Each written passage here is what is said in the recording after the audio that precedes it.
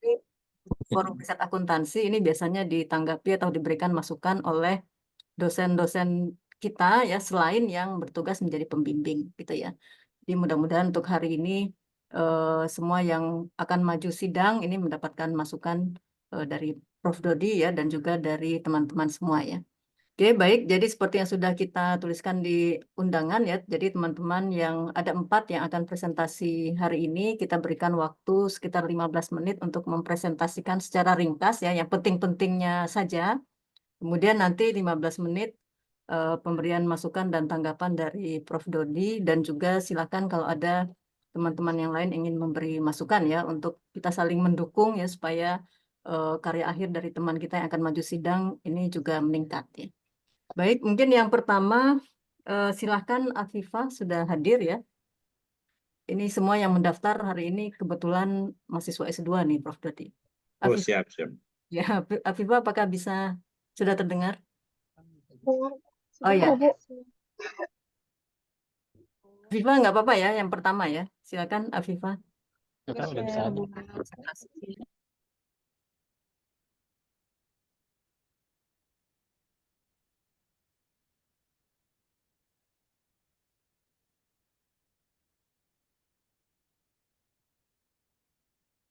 Ya,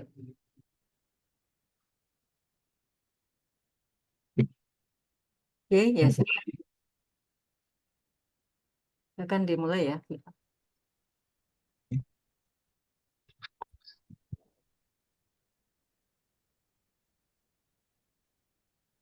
Posisinya sudah ada. Sudah terlihat. Slide-nya sudah terlihat.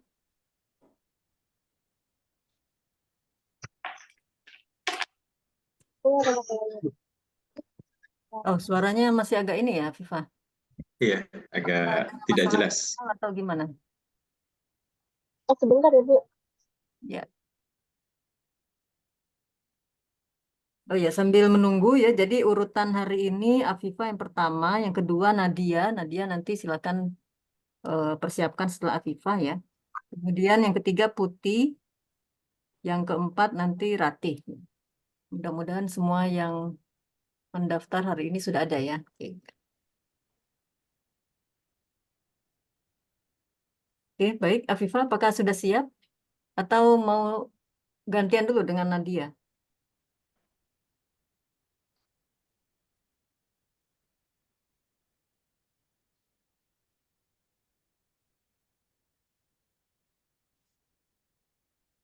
Halo, Afifah? Atau Nadia, apakah sudah ada?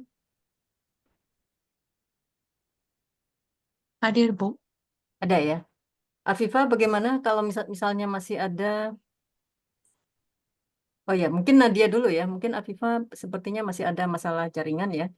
Silakan Nadia, dicoba bisa share screen.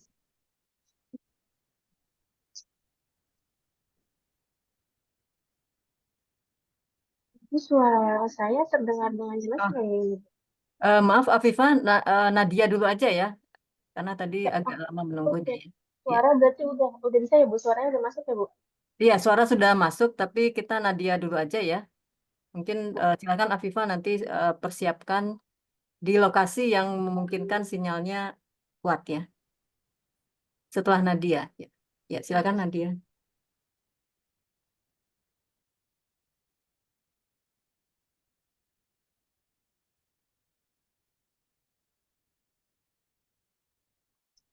Apakah sudah terlihat, Bu, slide saya? Oke, sudah, silakan bisa dimulai.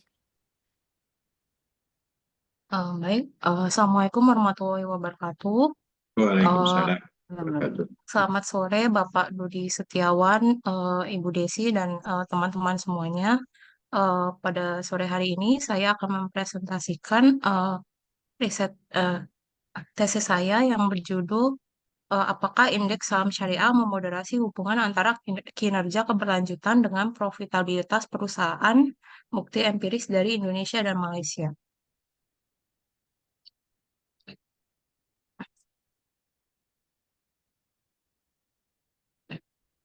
Ini adalah latar belakang dari penelitian saya, di mana terjadi berbagai macam isu lingkungan dan sosial seperti contohnya perubahan iklim yang menimbulkan kekhawatiran mengenai dampak negatif dari aktivitas bisnis terhadap ekonomi, sosial, dan lingkungan. Hal ini membuat para pemangku kepentingan ingin memastikan bahwa setiap manajemen perusahaan itu mengintegrasikan praktik keberlanjutan ke dalam strategi perusahaan. Nah, lalu seiring dengan meningkatnya studi keberlanjutan, terdapat pula minat untuk mempelajari perusahaan-perusahaan yang beroperasi sesuai dengan prinsip syariah. Eh, Menurut Lee dan Isa tahun 2023, prinsip syariah itu dinilai sejalan dengan prinsip keberlanjutan. Hal ini dikarenakan adanya eh, indikator-indikator yang terkait dengan norma seperti perjudian dan sebagainya di dalam indikator laporan keberlanjutan. Lalu eh, terdapat juga beberapa penelitian yang membuktikan adanya hubungan antara praktik keberlanjutan sekaligus syariah. Namun penelitian terkait praktik keberlanjutan dan syariah terhadap profitabilitas di perusahaan itu masih menunjukkan hasil yang beragam dan masih sangat terbatas. Contoh yang pertama itu ada era Dragui dan Revelli tahun 2016 yang tidak menemukan adanya hubungan antara penggabungan kinerja keberlanjutan dengan screening saham syariah dengan profitabilitas. Namun penelitiannya Lee dan Isa di tahun 2023 menemukan bahwa eh, screening syariah itu dapat memperkuat hubungan positif antara kinerja keberlanjutan dengan kinerja keuangan perusahaan. Lalu ini dari Research Gap dan pertanyaan penelitian. Jadi Research Gap-nya itu adanya inkonsistensi dalam hasil penelitian terdahulu eh, terkait dengan kinerja keberlanjutan dan profitabilitas yang menunjukkan hasil yang berbeda-beda, sehingga diperlukan penelitian lebih lanjut terkait hal ini. Lalu sejumlah penelitian terdahulu juga menemukan bahwa indeks saham syariah itu dapat mempengaruhi profitabilitas perusahaan. Namun, penelitian yang menggunakan indeks saham syariah sebagai moderasi itu masih sangat terbatas, sehingga diperlukan bukti yang lebih banyak untuk memperkuat temuan yang ada. Lalu, penelitian dengan topik ini di konteks Asia Tenggara itu masih sangat terbatas. Jadi penelitian ini berkontribusi dalam mengisi kesenjangan literatur dengan meneliti korelasi antara kinerja keberlanjutan dengan profitabilitas perusahaan di Indonesia dan Malaysia, serta perbedaan hubungan tersebut antara perusahaan yang terdaftar di indeks saham syariah dengan perusahaan yang tidak terdaftar di indeks saham syariah. Lalu pertanyaan penelitiannya yang pertama, apakah kinerja keberlanjutan memiliki hubungan positif dengan profitabilitas perusahaan? Lalu apakah indeks saham syariah memoderasi hubungan antara kinerja keberlanjutan dengan profitabilitas? Ini hipotesisnya.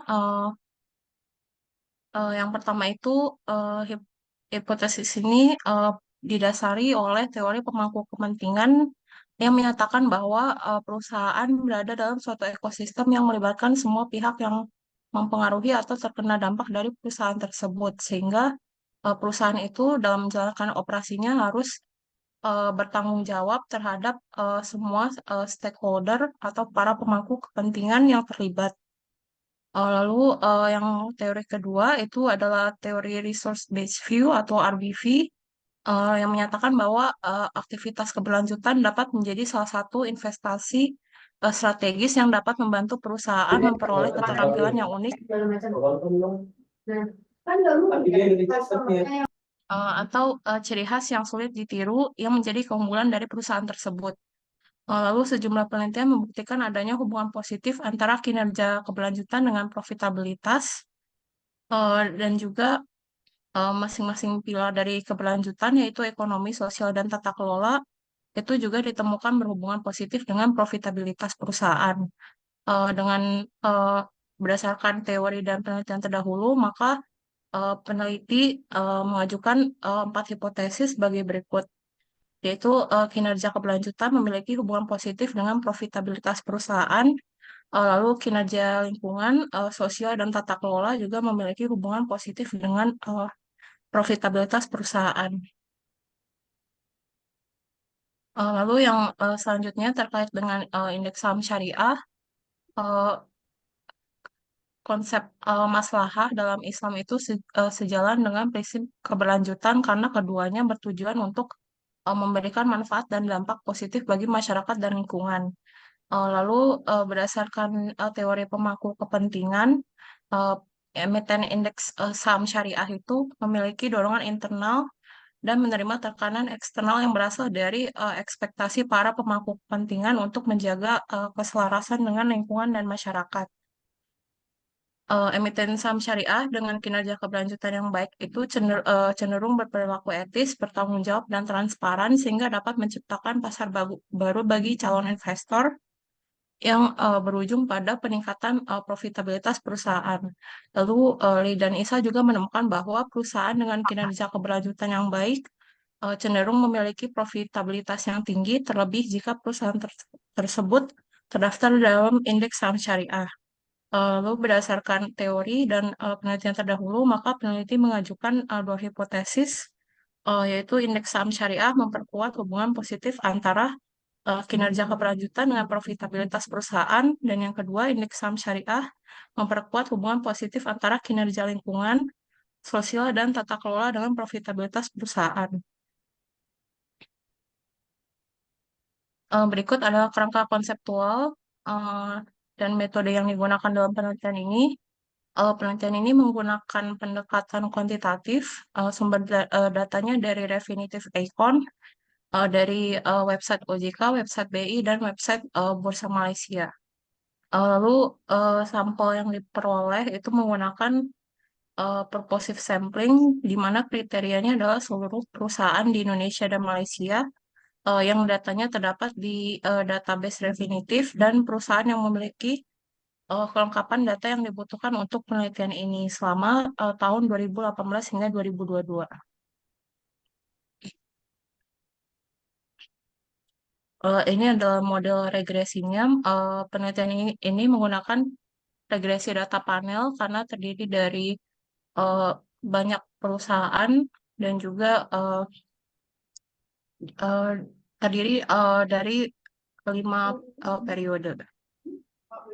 Nah, berikut ini untuk model 1 itu adalah untuk melihat ESG terhadap ROA, lalu untuk model 2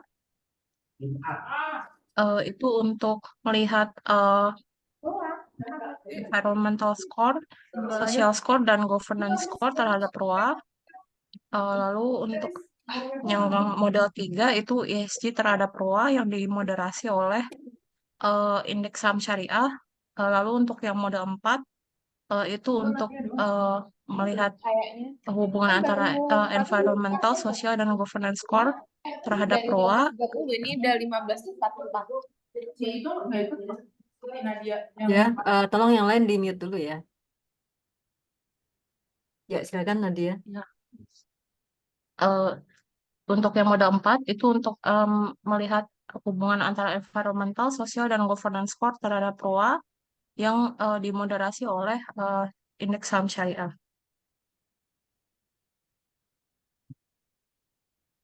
Lalu ini ada sampelnya dan statistik deskriptifnya. Jadi dari 2047 perusahaan di Indonesia dan Malaysia yang datanya terdapat di Refinitiv, dipilih 103 yang ada skor ESG dan skor pilar ESG-nya selama tahun 2018 sampai 2022.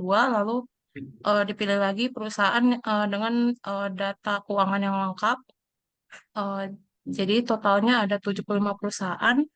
75 perusahaan itu dikali dengan 5 tahun, jadi total observasinya ada 375. Nah, berikut Nadia, 3 menit ada, lagi ya Nadia. 3 menit lagi ya.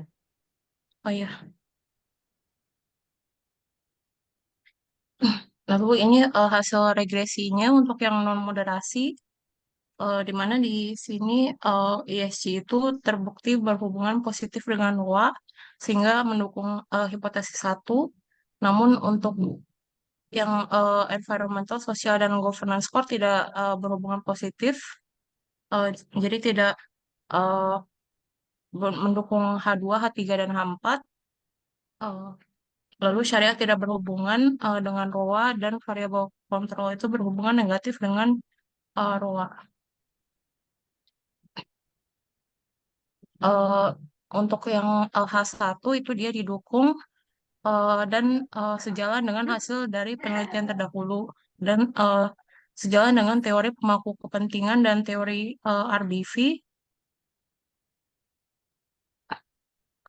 Nah, lalu untuk yang H2, H3, dan H4 itu tidak didukung eh, karena dapat disebabkan oleh adanya perbedaan jangka waktu yang dibutuhkan perusahaan dalam memperoleh manfaat dari implementasi praktik keberlanjutan. Lalu ada kurangnya dana yang dialokasikan untuk investasi praktik berkelanjutan juga dapat menjadi salah satu faktor tidak signifikannya hubungan antara skor pilar ESG dengan ROA. Lalu ini untuk isi peran moderasi syariah. Eh, ini hasilnya tidak mendukung H5 dan H6.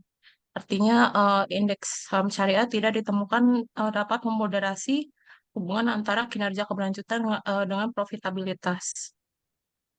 Hal ini dikarenakan eh, adanya kekurangan pada sistem screening saham syariah, karena sistem screening saham syariah itu hanya didasarkan pada kriteria terkait jenis usaha eh, perusahaan tersebut, dan juga dari rasio keuangannya saja, dan rasio keuangannya juga tidak sepenuhnya sesuai dengan prinsip syariah karena masih terdapat komponen berupa pendapatan non halal dan juga adanya utang berbasis bunga. Lalu ini ada analisis sensitivitas. Ini menggunakan ROE sebagai proksi dari profitabilitas, dan ini menunjukkan tidak ada bahwa tidak indeks saham syariah tidak memoderasi hubungan antara kinerja keberlanjutan dengan profitabilitas. Kesimpulan dan implikasinya, jadi hasil regresi eh, penelitian ini menunjukkan bahwa skor ESG itu berhubungan positif dengan ROA, sehingga perusahaan itu perlu meningkatkan kinerja keberlanjutan untuk memperoleh profitabilitas yang lebih besar. Namun peneliti tidak menemukan adanya peran moderasi dari indeks saham syariah terhadap hubungan antara kinerja keberlanjutan dengan profitabilitas. Hal ini disebabkan karena kriteria screening saham syariah yang tidak sepenuhnya mengacu pada prinsip syariah dan masih mengandung unsur-unsur yang bertentangan dengan syariah. Sehingga kriteria dari screening saham syariah itu perlu dikaji dan dikembangkan dengan memasukkan indikator-indikator tata kelola dan keuangan syariah. Lalu untuk penelitian selanjutnya dapat menggunakan sampel dengan cakupan yang lebih luas dan menggunakan variabel terkait syariah lainnya seperti DPS atau indeks Islamic Social Reporting, atau juga bisa menggunakan religiusitas sebagai variabel pengganti indeks saham syariah. Sekian presentasi saya. Wassalamualaikum warahmatullahi wabarakatuh. Ya, Waalaikumsalam warahmatullahi Baik. wabarakatuh. Terima kasih ya Nadia. Silakan Prof. Dodi. Oke, pertama-tama terima kasih Bu Desi atas waktunya. Mbak Nadia selamat sudah menyelesaikan, artinya sudah selesai penelitiannya ya Nadia. Ada Iya. beberapa hal yang ingin saya konfirmasi Nadia. Pertama, terkait dengan argumentasi memilih saham syariah tadi. Itu kalau tidak salah Nadia terus bercerita bahwa itu sama dengan ESG kan argumentasinya. Kalau itu sama, kenapa harus menggunakan itu Nadia? Itu hal yang sama berarti itu argumentasi yang digunakan Nadia tadi gitu loh. Artinya Nadia bercerita bahwa ESG. Nah, itu tadi yang saya tangkap ya. Artinya argumentasinya artinya lebih baik tidak karena hal yang sama dua-duanya mengukur keberlanjutan gitu kan. Sehingga akan lebih kuat lagi. Nah, terus yang menarik itu Nadia bercerita tadi ESG itu berpengaruh positif itu pada satu pengujian saja kan. Yang lainnya tidak ya, Teh. Itu yang tidak menggunakan moderasi kan. Iya. Nah, sedangkan yang lain saat menggunakan ESG yang lebih detail, kemudian menggunakan ROI kan tidak. Artinya di situ memang ya artinya hasilnya kan kurang robust ya, kurang robust gitu kan. Iya, iya. Kemudian ini Nadia menggunakan 75 perusahaan, itu semuanya balance berarti ya. Balance panel data ya Nadia ya. Iya, benar. Kenapa tidak menggunakan unbalance Nadia? Sehingga bisa memperoleh data yang lebih banyak lagi. Itu sebenarnya. Iya. Karena kan ini kelima tahun itu kan sebenarnya tidak ada urgensinya harus 5 tahun kan. Jadi Iya. argumentasinya dia terkait dengan saham syariah ya, dengan indeks syariah, sehingga kan tidak harus 5 tahun. Sepanjang data itu ada, itu akan lebih baik lagi Nadia, menurut saya itu. Sehingga datamu bertambah gitu. Nah, kemudian berikutnya juga, saya tidak melihat Nadia menguji dampak negara di sini. Di Malaysia dan Indonesia, nanti kontrol negara tidak ada. Kemudian juga Nadia tidak menguji dampak dari COVID. COVID juga, ini berarti datanya Nadia termasuk periode COVID kan Nadia ini? Iya, ada yang periode COVID, ada yang Ada yang tidak kan? periode sebelum, iya. Nah, kemungkinan itu juga Nadia. Artinya ada hal-hal yang yang belum dikontrol. Ya, saya tidak tahu ya. Artinya apakah memungkinkan nanti misalnya Nadia menambah data mungkin dekat cepat. Artinya konteksnya kan melihat dengan unbalanced panel data, itu data lebih banyak. Kemudian yang kedua, dengan melihat kontrol dari negara Indonesia dan Malaysia, kemudian juga kontrol COVID tadi, itu mungkin nggak? Atau juga nanti mungkin Nadia melihat perilakunya itu berbeda nggak antara perusahaan yang mengalami laba dan yang non-laba Nadia? Gitu.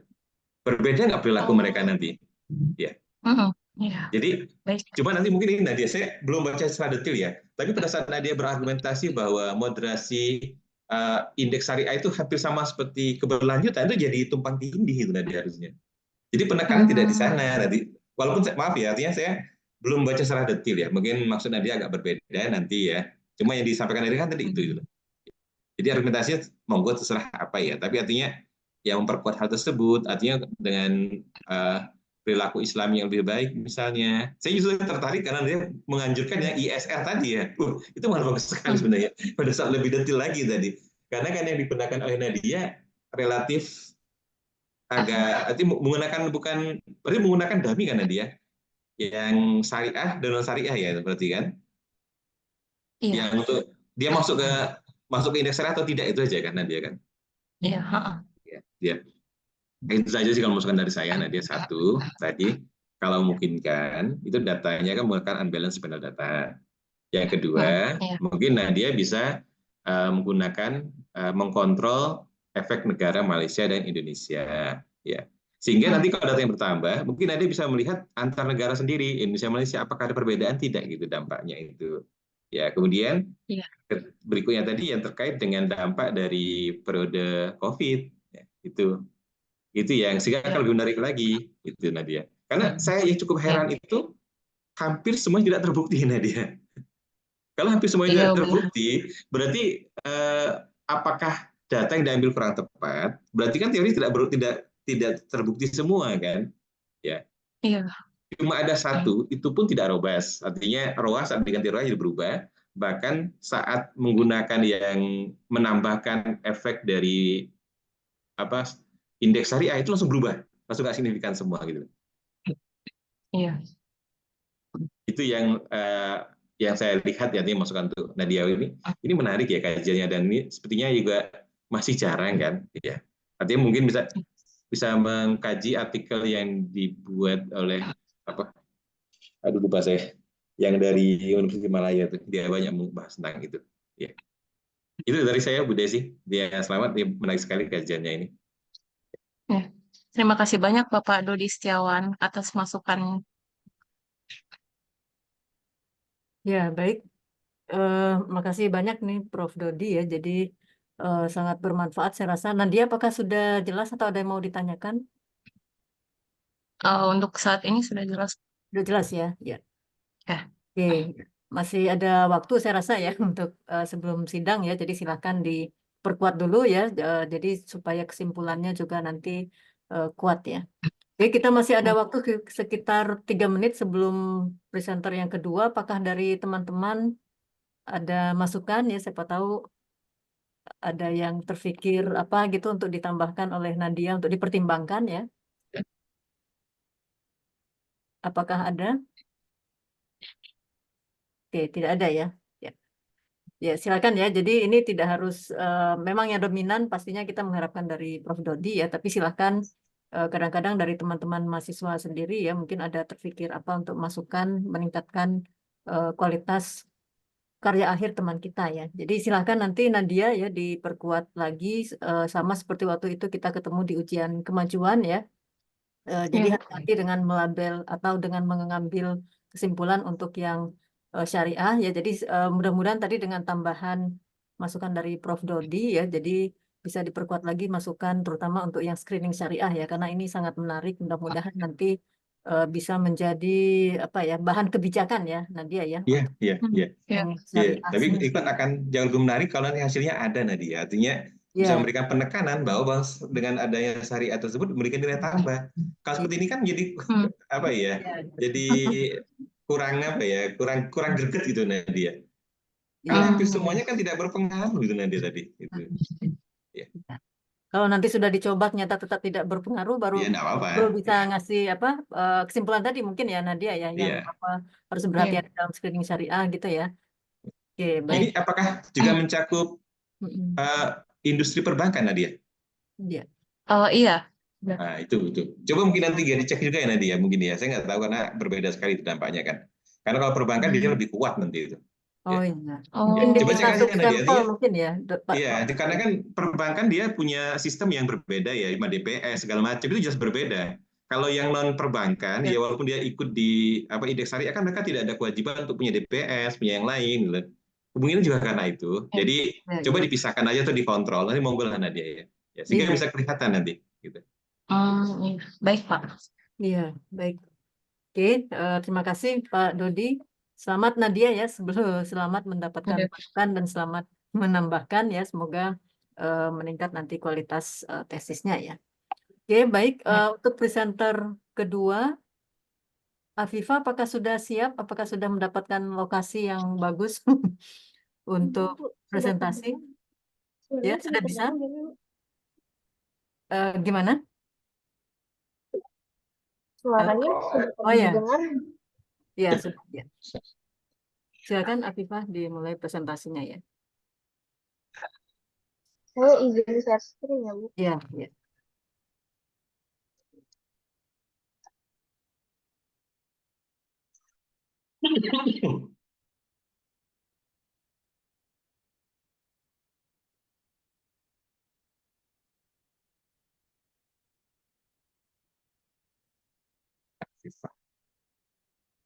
Mana? Ya. Oke, silakan dimulai ya, Afifa. Orang itu selamat sore Ibu Desi, selamat sore Prof. Dodi. Untuk kesempatan kali ini saya akan presentasikan terkait hasil yang tesis saya sudah diuji di akuntabilitas perusahaan atas pengungkapan perbudakan modern dan definisinya di Indonesia dan Malaysia. Untuk latar belakangnya, perbudakan modern ini kan dia dapat merujuk pada berbagai bentuk eksploitasi manusia yang meliputi praktik-praktik seperti perbudakan, kerja paksa, perdagangan manusia, dan pernikahan paksa yang mencakup situasi di mana individu ini dipaksa atau dieksploitasi tanpa persetujuan mereka dan seringkali itu melanggar hak asasi manusia serta hukum internasional. Pada tahun 2021, diperkirakan sekitar 50 juta orang hidup dalam situasi perbudakan modern, di mana sekitar 28 juta orang ini terlibat dalam kerja paksa dan 22 juta orang dalam pernikahan paksa. Dan 54%-nya dari seluruh korbannya itu adalah anak-anak dan perempuan. Kemudian lebih dari 1,8 juta orang di Indonesia, sekitar 200.000 orang di Malaysia itu hidup dalam perbudakan modern dengan tingkat 6,7 dan 6,3 orang per 1.000 penduduk. Nah, hal ini menjadikan Indonesia di peringkat 10 dan Malaysia di peringkat 12 di Asia Pasifik dalam hal perkiraan prevalensi perbudakan modern. Nah, dan ini mengeksplorasi hubungan antara faktor tingkat perusahaan dan negara dengan pengungkapan perbudakan modern dengan memperbarui pendekatan dari penelitian sebelumnya yang lebih terfokus pada tingkat perusahaan, di mana beberapa penelitian tersebut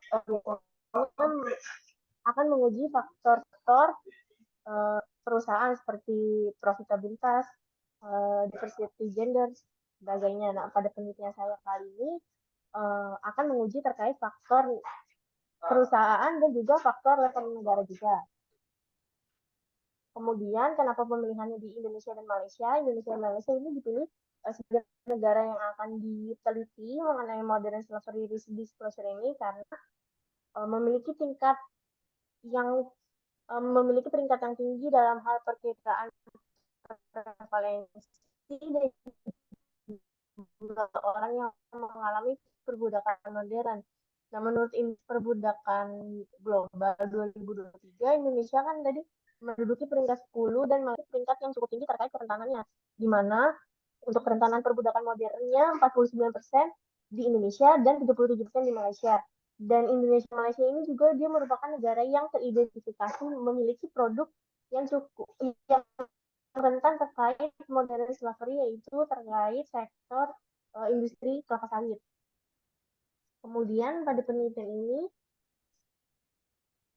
memiliki rumusan masalah terkait apakah faktor-faktornya yaitu social responsibility commitment, gender diversity, modern slavery media coverage, sustainability assurance, dan institutional environment quality ini akan berpengaruh positif dengan modern slavery disclosure.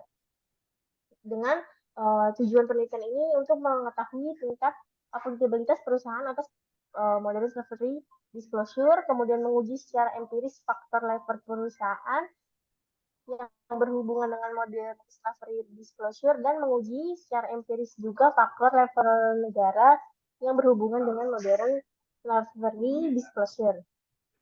Pada penelitian ini didasari oleh teori institusional, di mana teori ini kan organisasi itu akan membuat perubahan struktural dan menanggapi tekanan lingkungan institusional mereka.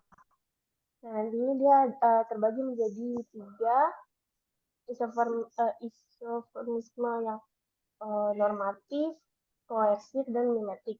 Nah, untuk di penelitian kali ini, variabel faktor-faktor level perusahaannya itu ada yang social responsibility commitment, gender diversity, modern slavery media coverage, dan sustainability assurance, di mana kalau dikaitkan dengan teori institusional dia berdasarkan normatif, dan untuk yang level negara ada institutional environment quality, dia teori institusionalnya yaitu yang koersif.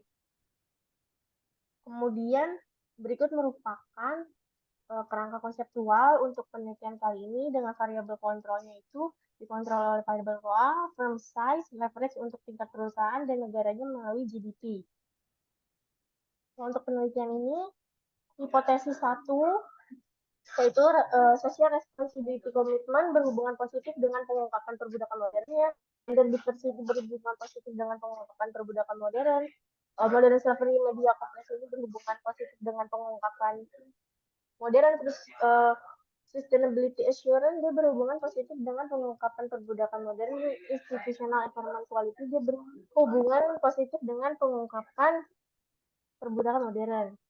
Di mana untuk penelitian kali ini perusahaan diambil dari perusahaan yang terdaftar di Bursa Efek Indonesia dan Bursa Efek Malaysia. Pada sektor industrinya dia diklasifikasikan berdasarkan Global Industry Classification Standard, diambil 4 sektor: material, energi, healthcare, dan teknologi 2018 sampai tahun 2022. Sampel perusahaan ini juga berdasarkan purposive sampling memiliki kriteria sebagai berikut, di mana perusahaan ini terdaftar di BEI dan juga Bursa Efek Malaysia di tahun 2018 hingga 2022, kemudian menerbitkan annual report dan sustainability report dalam kurun waktu 2018 hingga 2022. Kemudian perusahaan ini merupakan perusahaan yang mengalami keuntungan sepanjang tahun penelitian 2018 hingga 2022, dan perusahaannya mengungkapkan data yang diperlukan secara lengkap untuk variabel penelitian.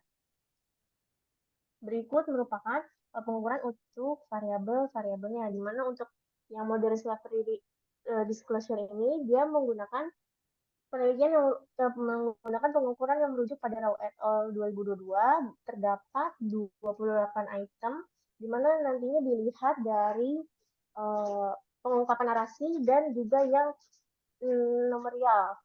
Di mana kalau yang nomorial itu nanti ada pengungkapan apakah misalnya di tahun 2022 ini terjadi kecelakaan kerja sebesar berapa persen seperti itu. Kemudian untuk yang UNGC ini dia terkait yang terkait social responsibility commitment, di mana nantinya dilihat dari perusahaan yang terdaftar di atau telah menandatangani UN Global Compact dengan DAMI 10. Kemudian diversity gender dilihat dari total direktur perempuan dibagi total dewan direksi. Kemudian media coverage ini dia berdasarkan total artikel berita tahunan tentang isu-isu perbudakan modern, di mana saya ini mengambil medianya itu di Indonesia 5 teratas dan di Malaysia 5 teratas yang dilihat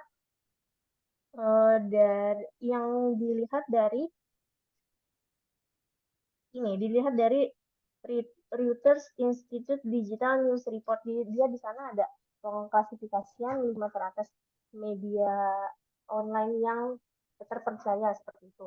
Kemudian sustainability assurance ini dilihat apakah nilai 3 ini assurance-nya disediakan oleh Big Four, 2 disediakan oleh non Big Four, 1 disediakan oleh lembaga selain kantor akuntansi jika tidak ada assurance tersebut.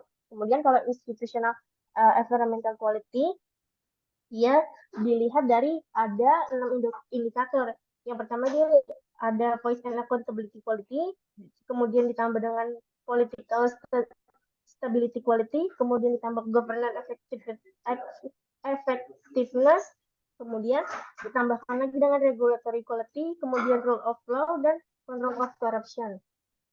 Kemudian kalau untuk variabel kontrolnya ada ROA, rasio pendapatan bersih dibagi total aset, kemudian persentasenya dari loan total aset, leverage dilihat dari utang dibagi total aset, dan GDP-nya ini berdasarkan persentase tingkat pertumbuhan produk domestik bruto. Pengumpulan datanya, data sekunder melalui berbagai website resmi seperti dari IDX, kemudian dari web UN Global Compact-nya, dari Refinitiv Icon, kemudian dari portal berita, yaitu ada dari detik.com, Kompas, CNN Indonesia, Malaysia Kini, Utama, Utusan Online, kemudian juga untuk data yang GDP dan untuk data yang institutional environment quality itu dilihat dari worldwide governance indicator yang ada di World Bank website-nya. Nah, untuk uji penelitiannya terdapat uji statistik deskriptif, model regresi data panel, dan uji asumsi klasik, dan juga uji hipotesis. Model regresinya sebagai berikut. Ya, baik, 5 menit lagi ya, Afifa, silakan. Kemudian untuk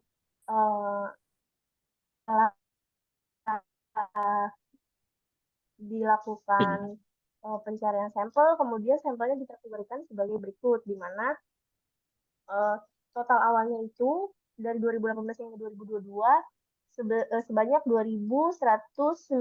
Kemudian perusahaan observasi ini disaring berdasarkan kategori hingga akhirnya mendapatkan sampel akhirnya 636, di mana menggunakan berarti unbalanced data panel. Kemudian berikut statistik deskriptifnya, di mana untuk nilai yang standar deviasi lebih besar daripada mean itu nanti akan menunjukkan bahwa data semakin tersebar pada rentang nilai yang besar dari mean dan menunjukkan bahwa data bersifat heterogen.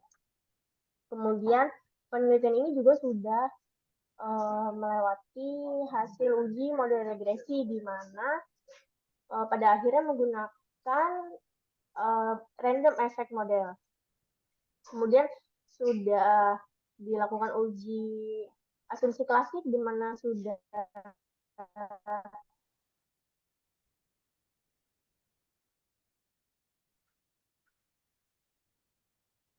Halo, Afifah. tidak ada multikolonialitas, normalitas, autokorelasi, dan sudah bentuk dari heteroskedastisitas. Apakah terdengar Bu suaranya Bu? Iya, iya. Oh. Saya lanjutkan dari yang uji ininya Eh, saja tidak Bu? mungkin yang ini aja, yang ini kan uji regresinya ya. Silakan di yang slide ini. Ya.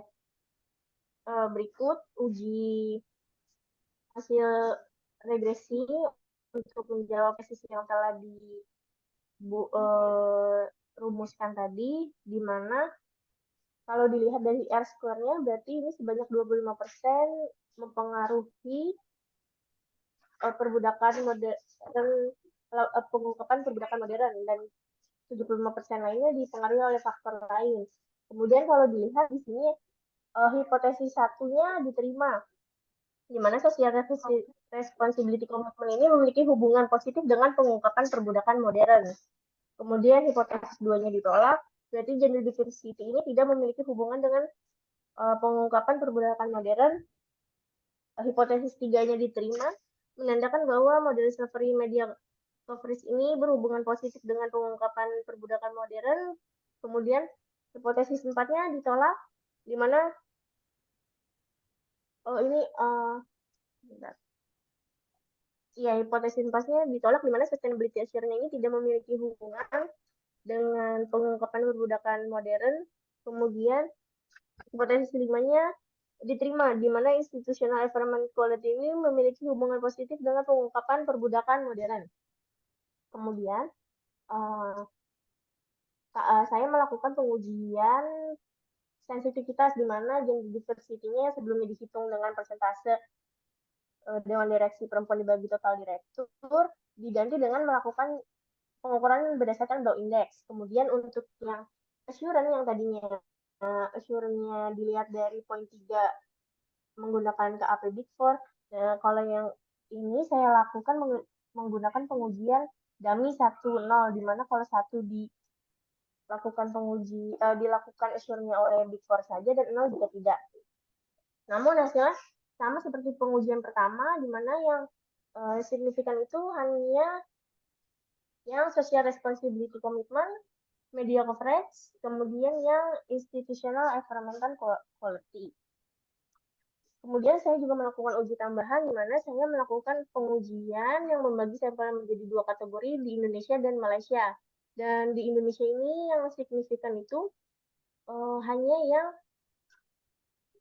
social responsibility commitment dan juga institutional environmental quality. Sedangkan kalau di Malaysia yang memiliki pengaruh signifikan itu yang media coverage-nya dengan yang social responsibility commitment. Di keduanya berarti memiliki variabel signifikan itu hanya di social responsibility commitment. Kemudian keterbatasan pada penelitian ini hanya mencakup 4 sektor industri, yaitu material, energi, healthcare, dan teknologi. Nah, penelitian ini belum mempertimbangkan dampak dari peristiwa eksternal seperti pandemi COVID-19 untuk mengevaluasi bagaimana ketidakpastian faktor eksternal ini bisa mempengaruhi praktik dan pengungkapan terkait perbudakan modern. Nah, penelitian ini juga hanya mengukur keragaman gender berdasarkan perbedaan antara perempuan dan laki-laki saja. Saran untuk penelitian selanjutnya mungkin dapat memperluas cakupan industrinya, kemudian memasukkan analisis terhadap dampak dari peristiwa eksternal itu pandemi COVID-19, kemudian mengadopsi pendekatan yang lebih holistik terkait keberagaman gendernya, mungkin bisa dilihat dari usia, kompetensi, sertifikasi, kemudian dapat melakukan pengukuran pengungkapan modern slavery yang lebih komprehensif, di mana salah satunya berdasarkan Ahmed et al. 2022, di mana pengungkapannya itu menggunakan 9 sub item yang nantinya memiliki komponen itemnya itu sebanyak 49 item yang sebelumnya sudah mereka kaji berdasarkan undang-undang, berdasarkan modern slavery act di berbagai negara, seperti itu. Sekian untuk presentasi saya kali ini, kurang lebihnya mohon maaf. Terima kasih. Ya, baik. Oke, terima kasih Afifah. Oh ya, dari Mas Andika itu ada daftar hadir ya, silakan diisi daftar hadirnya karena berkenaan juga dengan pemenuhan hukum ini ya. Oke, silakan Prof. Dodi. Oke, terima kasih Bu Desi. Oke, pertama Aksa selamat ya sudah menyelesaikan proses penelitiannya ya. Ada beberapa hal saja yang ingin saya konfirmasi ya, Viva. Pertama terkait dengan gender tadi Arifah. Tadi kan itu menggunakan persentase direktur wanita ya, Viva ya.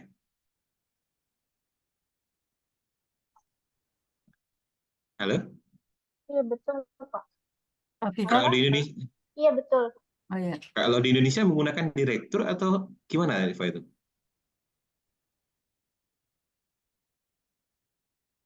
Untuk Indonesia, apakah Viva menggunakan direksi dan komisaris atau hanya direksi saja? Hanya direksinya saja Pak. Hmm. Karena ini ada perbedaan yang cukup signifikan, ya. Di Iya. kita kan menggunakan two-tier birth system, kalau di Malaysia kan one-tier birth system. Jadi itu mungkin ada bedanya juga. Ya, sehingga kalau misalnya lebih tepat, kalau misalnya FH menggunakan ya untuk Indonesia berarti digabung antara direksi dan komisarisnya itu. Karena kita menggunakan two-tier birth system, sedangkan Malaysia kan one-tier, itu akan berbeda. Ya. Kalau yang digunakan direksinya saja, berarti FH kan menggunakan eksekutif saja, berarti kan. Sedangkan di Malaysia full itu.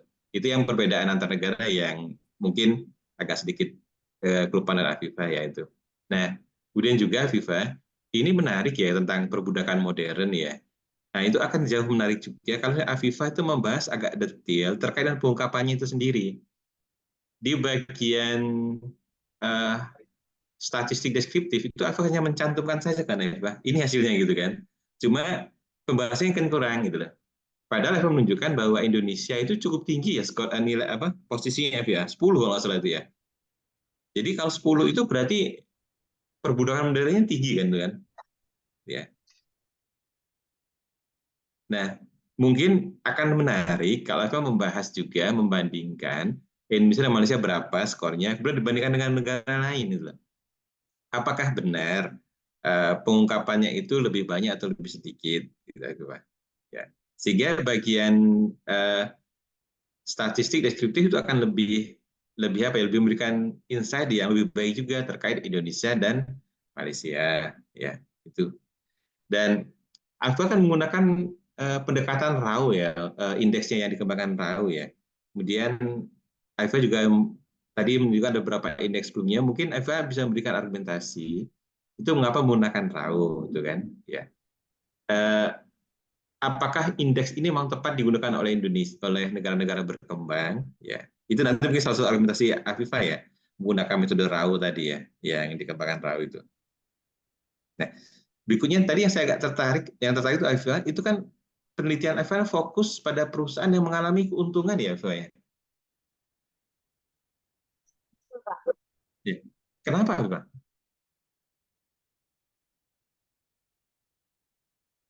Mengapa hanya pada perusahaan yang laba saja itu?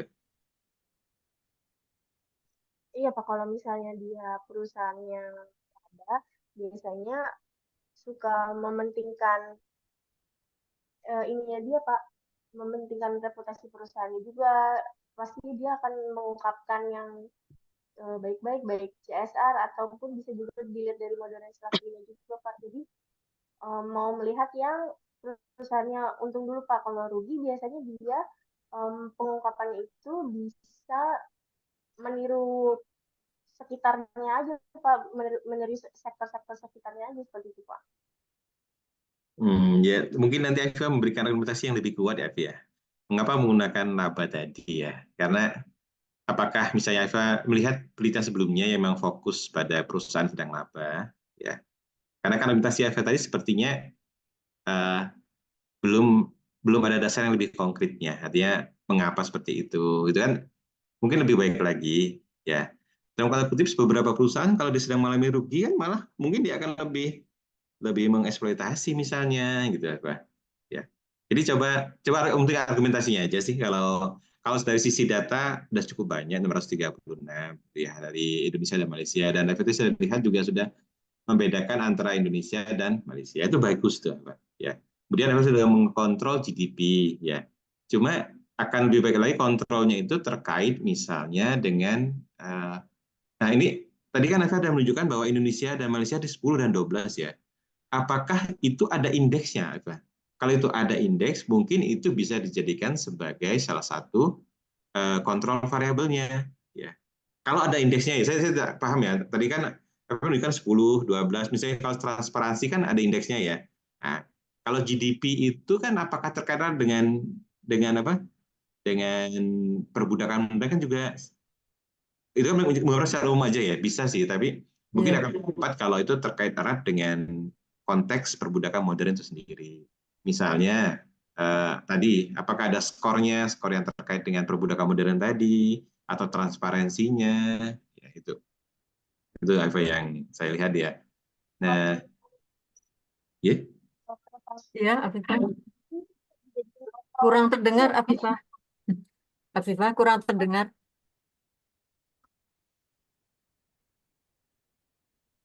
Iya, iya, kurang terdengar ya. Atau kalau sinyalnya sulit, bisa pakai chat ya.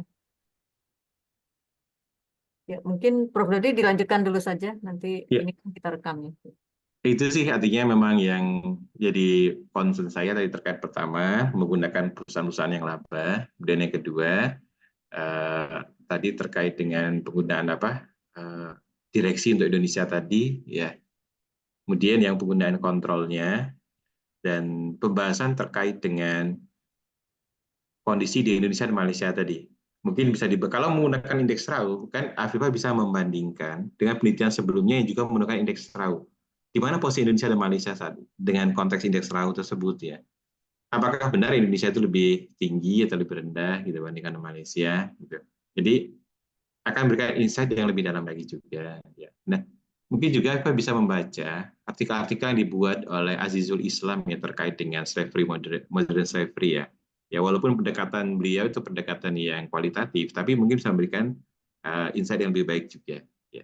Azizul Islam, kalau nggak salah dia sekarang di Skotlandia, saya lupa universitasnya apa. Ya, itu cukup banyak karya-karya Azizul Islam itu, modern slavery. Iya. Karena kalau kita tentang ini kan sepertinya juga belum banyak ya Bu Desi ya, tentang modern slavery itu ya. Iya. Iya, Jadi betul. sebenarnya kesempatan banget tuh, artinya kesempatan untuk mengkaji tersebut ya. Mungkin ini kalau ada waktu, apa bisa mengkaji terkait dengan bibliometrik terkait dengan modern slavery udah menarik juga itu, karena belum banyak yang mengkaji gitu kan ya, dengan pendekatan tadi gitu Pak. Nah, dari saya itu dulu aja Bu Desi artinya. Iya. Oke, baik. Afifah, mudah-mudahan terdengar ya, Afifah ya.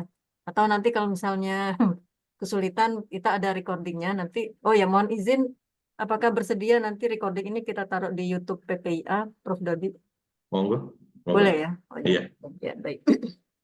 Karena masukan-masukannya saya rasa bermanfaat juga buat mahasiswa lain ya, walaupun belum berencana untuk maju sidang semester ini.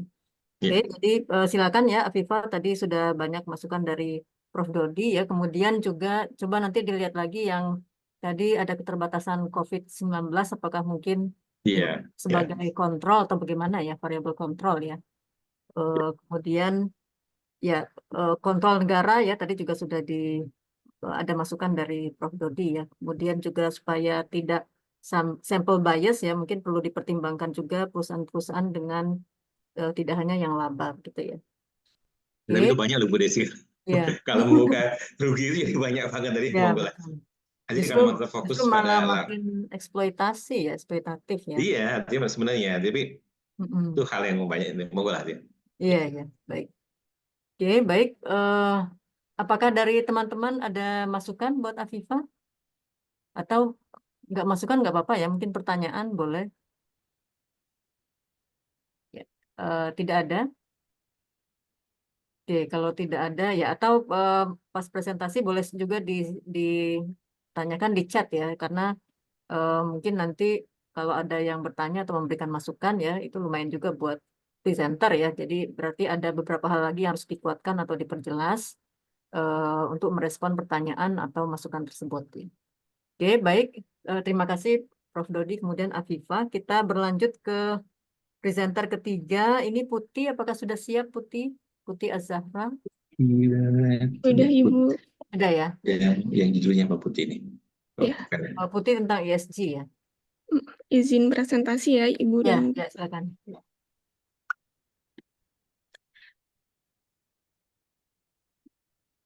apakah sudah terlihat? Ya, sudah Putih. Oke, baik. Assalamualaikum warahmatullahi wabarakatuh. Terima kasih atas waktu dan kesempatannya, Bapak Dodi, serta Ibu Desi, dan rekan-rekan sekalian. Izinkan saya, Putih Azhar Fani Iriani, untuk mempresentasikan hasil tesis saya yang berjudul ESG and Financial Performance, The Moderating Role of Intellectual Capital.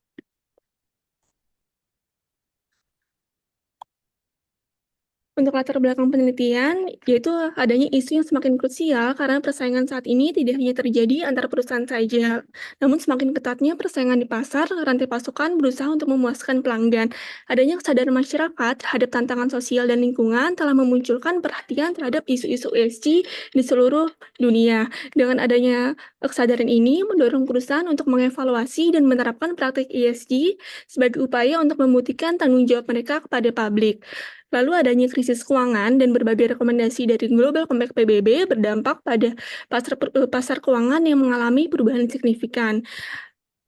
Lalu seperti yang dikemukakan pada Nemoto dan Morgan tahun 2020 itu menjelaskan perusahaan yang berfokus pada ESG di ASEAN memiliki margin laba bersih rata-rata sekitar 2% lebih tinggi daripada perusahaan yang tidak. Upaya ASEAN dalam meningkatkan kinerja ESG ini dianggap sebagai langkah yang penting untuk mencapai finansial risiko perusahaan. Lalu dalam konteks ekonomi berbasis pengetahuan ini, IC ini telah menjadi faktor utama dalam penciptaan nilai dan efisien sangat penting untuk bisnis jangka panjang. Pada era ekonomi saat ini, perusahaan di seluruh dunia itu telah menyadari bahwa IC ini berfokus dalam mencapai sebuah kinerja yang unggul. Karena itu, pihak manajemen IC ini diakui sebagai sumber daya yang sangat penting dalam membentuk sebuah nilai perusahaan modern dan jangka panjangnya. Dengan adanya latar belakang tersebut, maka adanya gap dalam penelitian ini yang dimana paper ini itu berfokus pada dua proksi pengukuran dalam financial performance, yaitu ada ROA dan Tobin Skew, dan di mana masih terbatasnya penelitian mengenai ESG terhadap financial performance yang dimoderasi oleh IC ini dengan menerapkan dua proksi tersebut. Dengan menerapkan dua proksi tersebut, maka diharapkan dapat melihat hubungan yang kuat dari segi yang financial performance ini. Lalu peran moderasi IC ini dalam hubungan antara ESG dan financial performance hingga saat ini belum mendapatkan perhatian yang cukup dalam literatur ESG maupun IC ini. Sehingga masih ada pertanyaan yang penting yang perlu dijawab seperti apakah IC ini dapat mempengaruhi sifat hubungan antara ESG dan financial ini. Lalu adanya inkonsistensi dalam hasil paper yang dulu-dulu yang dimana bahwa perlunya adanya paper lebih lanjut mengenai ESG dan financial performance perusahaan ini.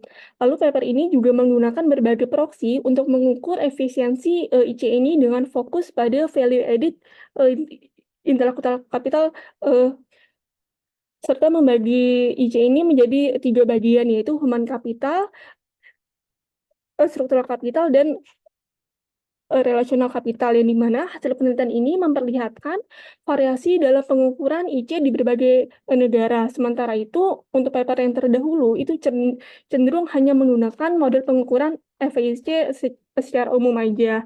Dengan mempertimbangkan semua aspek ini, paper ini bertujuan untuk menguji secara menyeluruh kontribusi IC ini sebagai variabel moderasi dalam hubungan antara ESG, yang dimana dengan memahami IC secara komprehensif ini perlu adanya pendekatan yang holistik.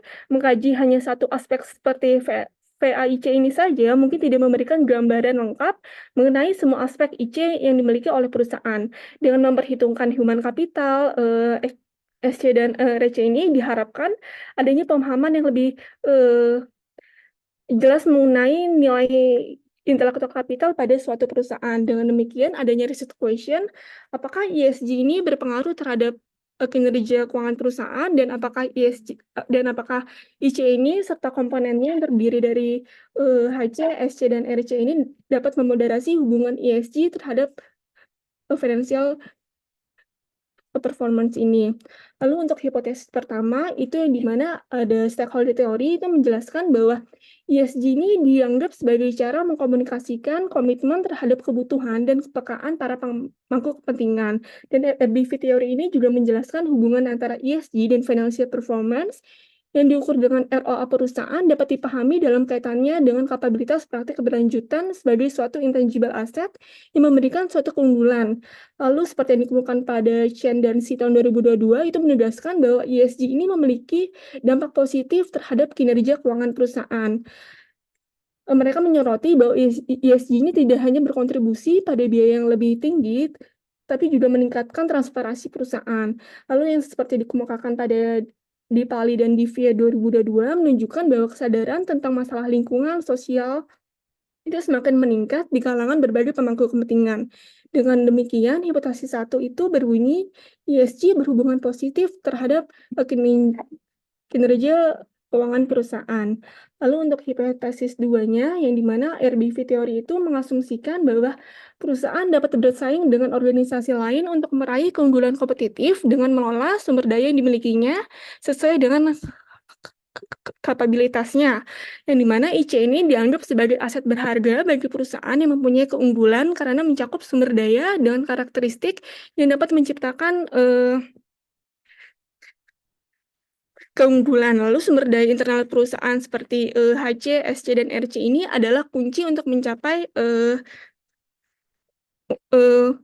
unggulan tersebut, seperti yang dikemukakan oleh Jen et al. 2017, yang menjelaskan bahwa karyawan dan pelanggan itu merupakan pemangku kepentingan yang sangat penting bagi perusahaan.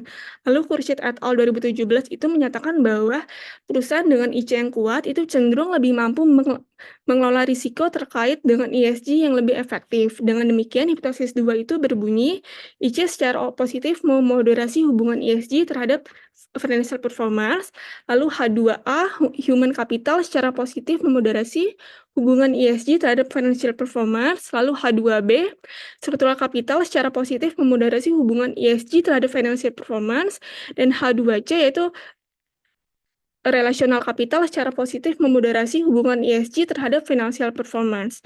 Lalu ini ada conceptual framework-nya yang dimana ada hipotesis 1 ESG terhadap financial performance, lalu hipotesis 2 sebagai variabel moderasi, ada intellectual capital dengan komponennya, ada human capital, structural capital, dan relational capital.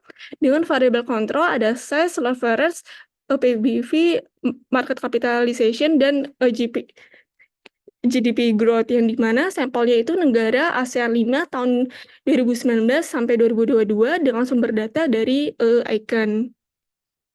Lalu untuk model regresinya untuk hipotesis 1 itu dijelaskan pada model 1 dan 2, yang dimana ada 2 proksi, yaitu ROA dan Tobin-Skew. Lalu untuk hipotesis 2 itu dijelaskan pada model 3 dan 4 dengan proksi ROA dan Tobin-Skew. Lalu untuk hipotesis 2A, 2B, dan 2C itu dijelaskan pada model 5 dan 6 dengan proksi ROA dan Tobin-Skew. Lalu untuk pemilihan sampelnya, berikut pemilihan sampelnya dengan beberapa kriteria yang menghasilkan jumlah perusahaan yang memenuhi kriteria sampel itu ada 106, dengan jumlah tahun perusahaan itu ada 4 tahun, lalu jumlah sampel penelitiannya ada 424, yang dimana pada penyebarannya Thailand itu dalam jumlah sampel yang pada tiap negara dijelaskan bahwa Thailand itu memenuhi kriteria sampel terbanyak, sejumlah terbanyak karena hal demikian itu seperti yang dijelaskan pada Asia Japan Center 2018 menjelaskan bahwa Thailand ini dikenal sebagai salah satu negara dengan tingkat pengungkapan ESG tertinggi di ASEAN. Lalu untuk analisis statistik deskriptifnya sebagai berikut. Untuk nilai ESG score-nya ini mempunyai nilai rata-rata senilai 55,28 dan nilai standar deviasinya 17,89 yang mengindikasikan bahwa ESG score yang dimiliki perusahaan aset ini cukup variatif dan tersebar. Lalu untuk ROA-nya mempunyai nilai 0,048 yang mengindikasikan bahwa nilai rata-rata kinerja umum perusahaan tersebut dapat dalam menggunakan aset mereka untuk menghasilkan laba, sedangkan Tobin Skew-nya memiliki nilai rata-rata 1,29 yang mengindikasikan bahwa nilai rasio yang lebih besar dari 1, maka rata-rata perusahaan sampel dinilai lebih tinggi di pasar daripada nilai yang tercatat di perusahaan. Lalu untuk nilai rata-rata IC-nya atau FIIC ini sebesar 5,38313 yang memberikan gambaran umum tentang tingkat kapital intelektual kapital yang diperoleh perusahaan-perusahaan dalam sampel. Dalam rata-rata FIIC yang tinggi ini menjelaskan bahwa secara keseluruhan perusahaan di ASEAN 5 ini memiliki tingkat aset sumber daya yang signifikan dan mungkin memanfaatkannya dengan baik untuk menciptakan nilai sebuah perusahaan. Lalu diikuti dengan human capitalnya sebesar 2,529 yang dimana memberikan gambaran tentang tingkat investasi dan efektivitas sumber daya manusia dalam perusahaan sampel. Lalu nilai SC-nya sebesar 1,488 yang menjelaskan bahwa rata-rata SC yang tinggi ini membuktikan bahwa perusahaan-perusahaan tersebut secara keseluruhan memiliki sistem dan proses yang kuat dan efisien. Lalu nilai rata-rata untuk untuk yang SC-nya, lalu untuk yang RC-nya itu sebesar 1,365585 itu menjelaskan bahwa RC yang tinggi ini menunjukkan bahwa secara keseluruhan perusahaan-perusahaan di ASEAN ini memiliki hubungan yang kuat dan saling menguntungkan antar pemangku kepentingan perusahaan. Lalu untuk analisis regresinya, untuk hipotesis pertama, untuk tabel yang sebelah kiri itu menjelaskan proksi ROA yang dimana model 1 yang dengan arti untuk ESG score ini menjelaskan nilai signifikansi 0,109 yang lebih tinggi dari nilai alpha. Dengan demikian tidak ditemukannya pengaruh signifikan atas variabel ESG terhadap financial performance dengan proksi ROA.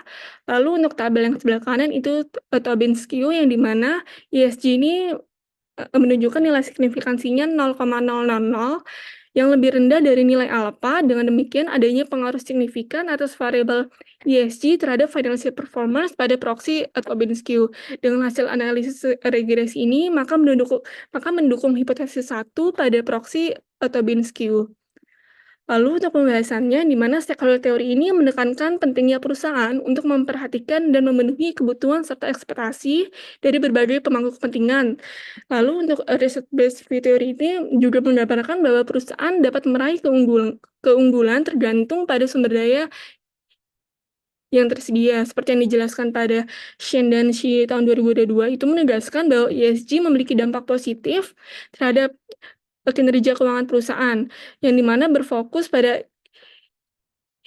ESG ini tidak hanya berkontribusi pada biaya yang lebih tinggi, tetapi juga meningkatkan transparansi sebuah perusahaan. Lalu untuk hipotesis 2 yang dimana sebelah kiri itu untuk proksi yang ROA, untuk model penelitian 3 itu menjelaskan variabel moderasi intelektual kapital menunjukkan nilai signifikansi sebesar 0,032 yang lebih rendah dari nilai alpha. Dengan demikian adanya pengaruh moderasi dari intelektual kapital terhadap hubungan ESG dan financial performance terhadap proksi ROA. Lalu untuk tabel yang sebelah kanan itu ada proksi Tobin Skew yang dimana model penelitian 4 yang menjelaskan bahwa variabel moderasi intelektual kapital ini menunjukkan nilai signifikansi 0,004 yang lebih rendah dari nilai alpha. Dengan demikian adanya pengaruh moderasi dari IC terhadap hubungan antara ESG dan financial performance pada proksi Tobin Skew. Dengan demikian hasil analisis regresi ini mendukung H2 baik pada proksi ROA maupun proksi Tobin Skew. Lalu untuk pembahasannya, seperti yang dijelaskan pada riset based theory, menjelaskan bahwa IC ini ialah sumber daya perusahaan yang berupa aset tidak berwujud untuk meningkatkan praktik ESG yang dimana akan berdampak pada kinerja keuangan perusahaan. Jika IC diperhitungkan sebagai faktor moderasi, maka perusahaan yang memiliki tingkat IC yang tinggi cenderung lebih mampu mengatur dan memanfaatkan inisiatif ESG secara lebih efisien dengan sumber daya yang kuat, maka seperti human capital, SC dan RC ini sebuah perusahaan itu dapat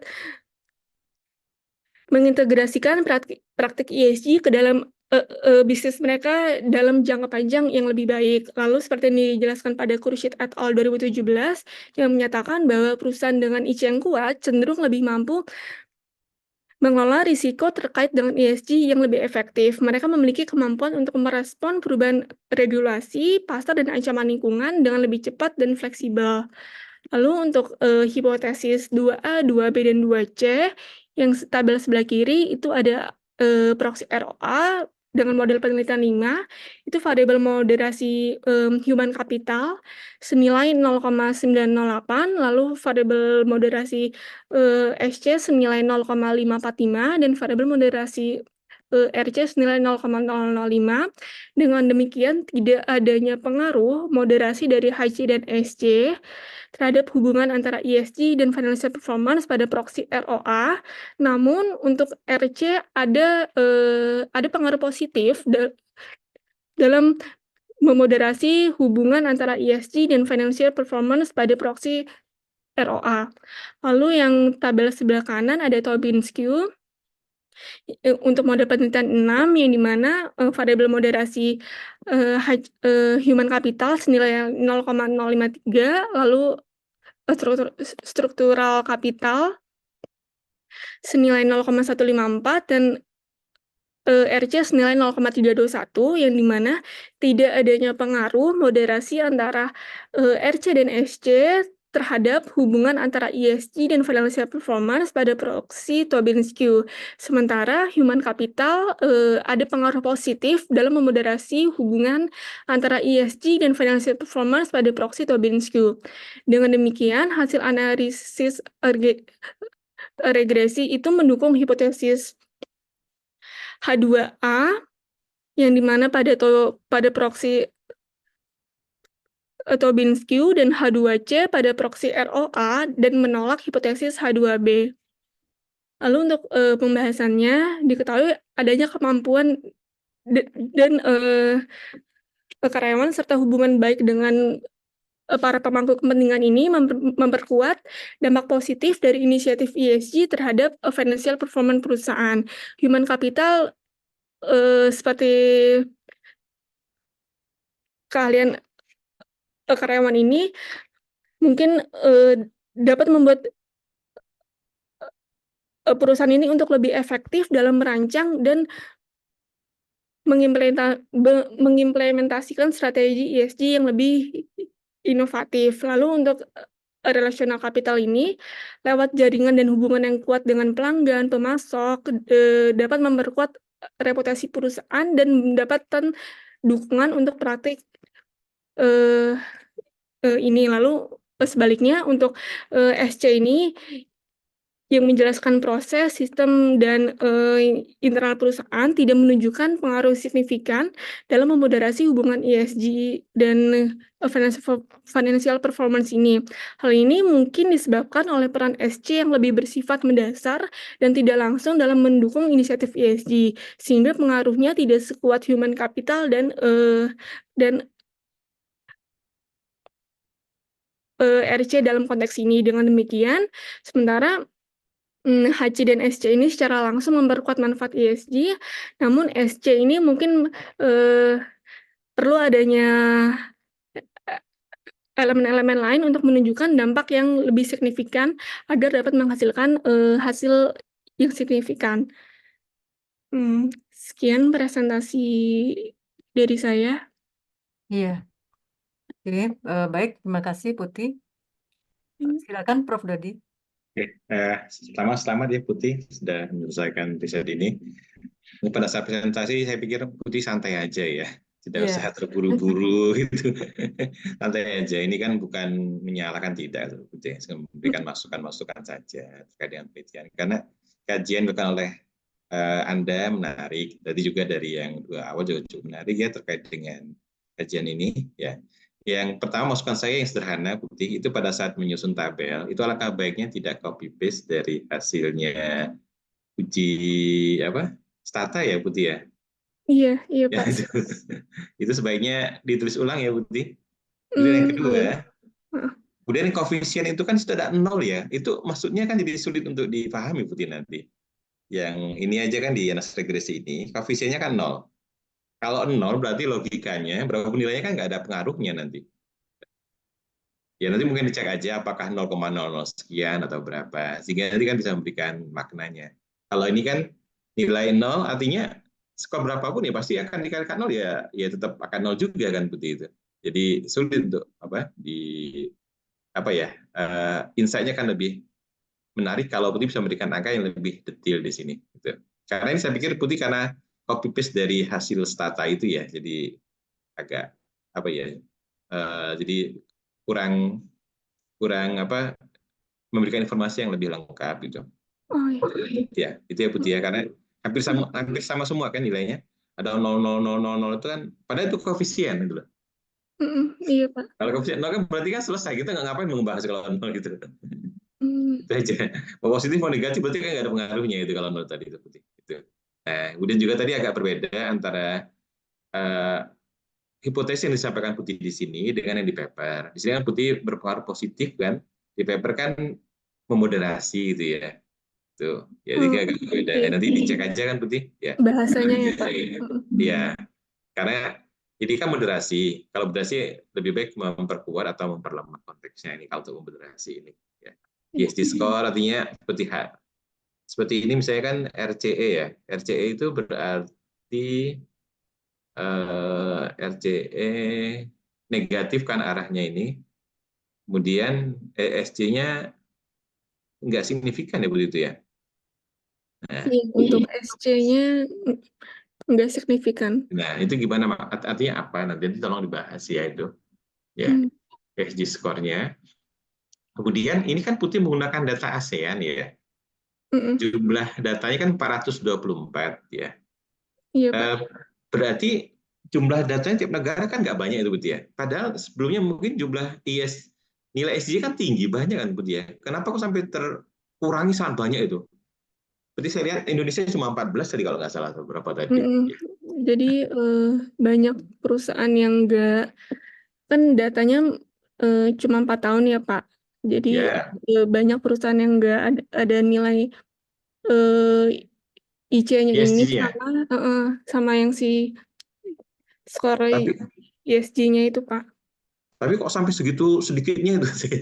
Berarti kan dari Indonesia dari sekitar 700 cuma tinggal 14 itu Putih ya. Itu aja karena tadi monggo lah dicek aja kalau mau sedikit sih tidak apa-apa ya Putih. Kemudian juga masukannya sama tadi dengan Putih, kalau misalnya datanya nggak banyak kan kenapa tidak menggunakan unbalanced minor data? Artinya bisa memberi data lebih banyak lagi. Karena gambarannya kan menjadi sangat sedikit ya tiap negaranya itu ya. Kemudian itu juga di sini Putih juga tidak mengkontrol efek negara di ASEAN itu sendiri ya. Pakai GDP Pak. Oh GDP ya, satu GDP ya. Di mana kontrolnya? GDP. Kalau GDP growth ya. Coba hasilnya kok nggak kelihatan Putih. Coba lihat hasil di apa? Tabelnya. Gimana GDP-nya? Oh ada ya, oke. GDP. Oh jadi GDP itu ya nggak apa-apa kalau yang penting ada kontrol ASEAN itu sendiri. Berarti kan kinerja ESG ya sebenarnya mungkin berikutnya akan lebih baik kalau kontrol itu terkait erat dengan ESG-nya sendiri, lingkungan ya. Apakah ada skor lingkungan yang bernegara itu ya, artinya indeksnya kalau misalnya ada itu kan bisa akan lebih baik lagi ya. Maka cap oke, ini kemudian ESG score, firm size. Nah, satu lagi Putih. Ini kan hasilnya sepertinya agak berbeda antara yang menggunakan ROA dan Robinson ya. Beda banget Putih ya. Mm-mm. Ada yang kalau ROA kalau nggak salah tidak berpengaruh kan, tapi Tobin Q berpengaruh ya. Iya, Pak. Nah, itu kenapa Putih itu? Hmm, Coba nanti Putih cek di penelitian sebelumnya yang menggunakan kinerja menggunakan Tobin Q dan ROA, apakah mereka memang sama nggak itu loh? Karena konteksnya kan sebenarnya kalau kita bicara ROA itu kan accounting base ya Putih ya. iya, Pak. ROA itu accounting base. Tapi kalau Tobin Q itu ada aspek market di sana kan. Heeh. Nah, jadi mungkin menjelaskan lebih kaya lagi artinya berpengaruh itu lebih ke arah marketnya itu sendiri gitu loh. Mm-mm. Nah, ini karena accounting base-nya saya lihat konsisten tidak berpengaruh Putih ya di Mm-mm. kajian-kajian ini kan. Iya, Jadi Pak. ROA-nya nggak berpengaruh gitu kan. Iya. Sedangkan Tobin Q itu relatif lebih kuat. Mungkin nanti saya Putih cek dulu ya, artinya penelitian sebelumnya, apakah mereka menggunakan konteksnya itu misalnya accounting based performance atau misalnya Tobin Q itu punya kan nilai perusahaan, tapi kalau dikatakan kinerja juga boleh lah. Tapi apakah itu market based atau apa monggo lah Putih. Karena hasilnya kan tidak robust ya antara satu ROA dan satu Tobin Q gitu. Mm-mm. Ya. Baik, Pak. Nah, itu kemudian analisis regresinya. Ini berarti semua perusahaan yang laba dan rugi sama ya, ini dikontrol enggak ngaruhnya Putih ini? Kontrol nggak? Enggak, Pak. Semua Oh itu perusahaan. kita aneh kinerja diukur ya, sorry. Itu bukan jadi sebagai variable dependennya ya. Ya ya ya. Ya, variable dependennya kan berbeda dengan yang tadi ya. Oke oke. Oke. Dan tahunnya tahun berapa Putih ini? 2019 sampai 2022, Pak. 19 sampai 22. Oh, oke. Nah, itu juga sama. Apakah ini dampak dari COVID juga berpengaruh nggak? Kalau kita bicara tentang kinerja perusahaan, Mm-mm. berarti kan COVID sangat kuat pengaruhnya itu. Jangan-jangan itu dipengaruhi oleh COVID itu sendiri gitu loh. Ya, Iya. dicek artinya dikontrol aja 2021 itu sebagai periode COVID gitu misalnya, ya. Atau Mm-mm. bisa mungkin di running sendiri atau dikontrol silahkan lah. Sehingga bisa melihat nanti. Kalau hasilnya sama sih tidak masalah ya, artinya memang tidak ada dampak COVID-nya tersebut. Atau nanti misalnya pada saat dikontrol COVID-nya agak signifikan, ya aman-aman aja gitu. Iya.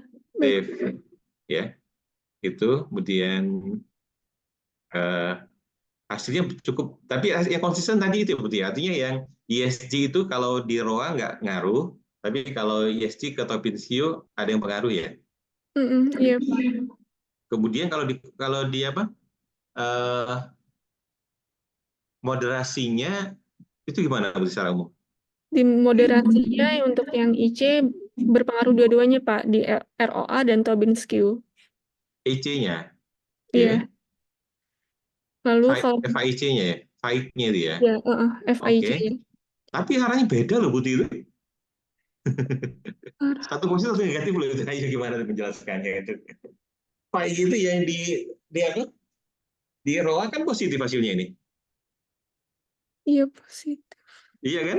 Sedangkan di apa di Tobin Q negatif kan ini? Hmm. Ya. Kemudian kalau apa moderasinya itu positif, yang ini juga positif sama itu kan. Nah, jadi kalau kita lihat yang penelitian yang menggunakan Tobin Q, justru Fike itu melemahkan itu Putih ya.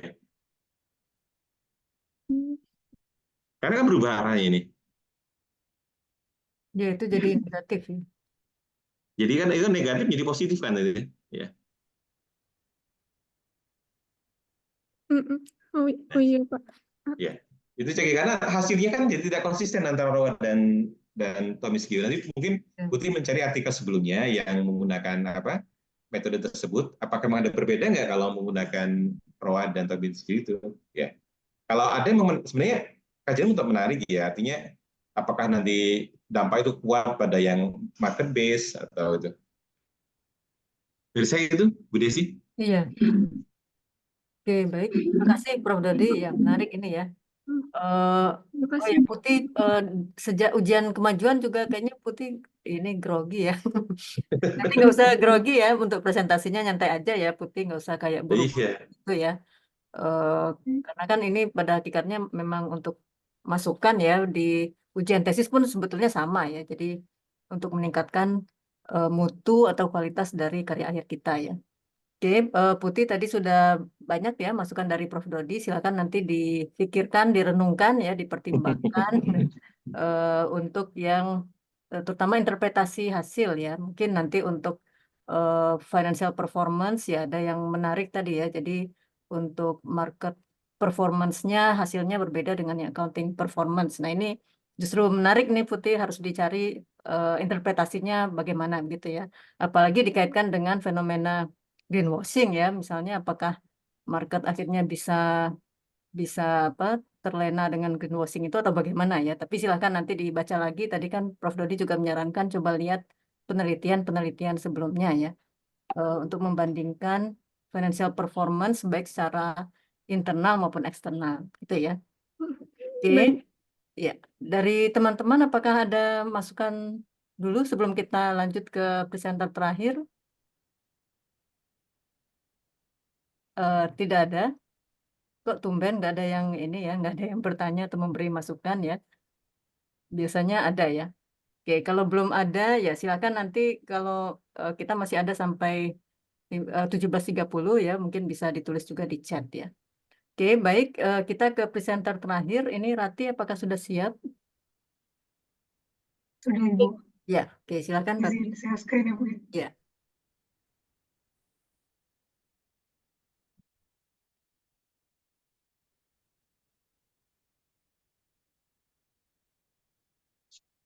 Selamat sore Ibu Desi, selamat sore Prof. Dodi. Saya izin mempresentasikan penelitian saya yang berjudul Pengaruh Kualitas Pelaporan Keuangan terhadap Efisiensi Investasi, di mana preferensi risiko di manajemen puncak sebagai pemoderasi. Yang pertama, saya akan membahas latar belakang dari hubungan kualitas laporan keuangan dan efisiensi investasi dulu. Jadi, laporan keuangan yang berkualitas memiliki peran penting dalam perekonomian. Kualitas ini memastikan transparansi dan akurasi informasi yang meningkatkan kepercayaan investor dan mengurangi risiko keputusan investasi yang salah. Hubungan antara kualitas pelaporan keuangan dan efisiensi investasi terletak pada kemampuannya mengurangi asimetri informasi antara perusahaan dan investor, di mana pelaporan keuangan yang berkualitas mengurangi motivasi manajemen untuk melakukan aktivitas negatif, sehingga mencegah investasi yang tidak efisien dan meningkatkan kemampuan investor untuk mengatur keputusan manajemen. Beberapa penelitian telah membuktikan perilaku negatif oleh manajemen akibat adanya asimetri informasi, di mana manajer memiliki insentif untuk meminta fasilitas perusahaan secara berlebihan dan mengembangkan perusahaan melebihi batas optimalnya. Prediksi ini didukung oleh temuan riset empiris terdahulu yang menunjukkan bahwa asimetri informasi dapat mendorong perilaku manajemen yang tidak efisien, termasuk penggunaan sumber daya perusahaan secara berlebihan dan pengambilan keputusan investasi yang tidak optimal. Di sisi lain, investor kemudian menyadari hal tersebut. Ya, Rati, suaranya agak mengecil ya, Rati. Sekarang sudah.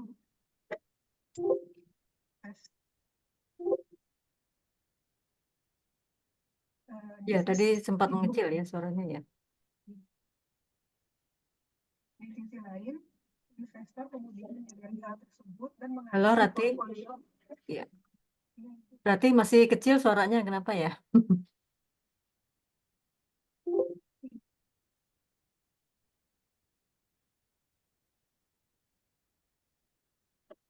Kalau sekarang Bu. Iya, masih kecil. Kenapa ya? Apa sinyal ya? Ada yang lebih. Hujan terus dulu. Oh, iya, kena hujan. Iya. Iya. Nanti jelas suaranya Bu. Nah, ini udah ya. Oh iya, iya. Lanjut. Nah, di sisi lain, investor kemungkinan menyadari hal tersebut dan mengalihkan portfolio investasinya, sehingga pada akhirnya menyebabkan Iya, mengecil lagi ya. investasi yang tidak efisien atau standar investment. Halo, Rati, mengecil lagi, Rati. Kenapa ya? Sebentar Ibu. Atau nggak apa-apa, gimana Prof. Dodi? Nggak apa-apa, nggak apa-apa. Nggak apa, santai aja. Terus aja ya, nggak apa-apa ya. Ya, terus saja.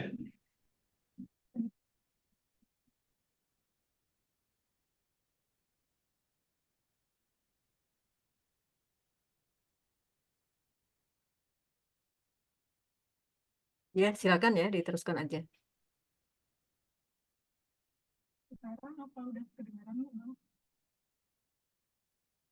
Ya, masih kecil tapi nggak apa-apa. Mungkin susah ininya ya, sinyalnya ya, Ratih ya. Ini saya mulai ya.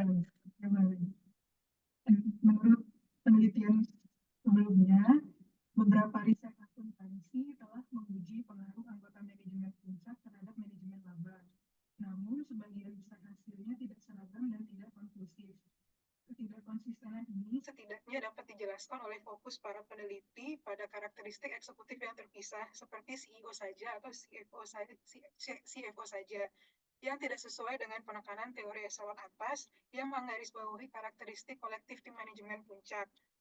Hembrik pada tahun 2007 menyatakan bahwa perhatian pada karakteristik kolektif tim manajemen puncak akan memberikan penjelasan yang lebih kuat atas hasil atau outcomes perusahaan dibandingkan dengan hanya terfokus pada satu individu seperti CEO atau CEO saja.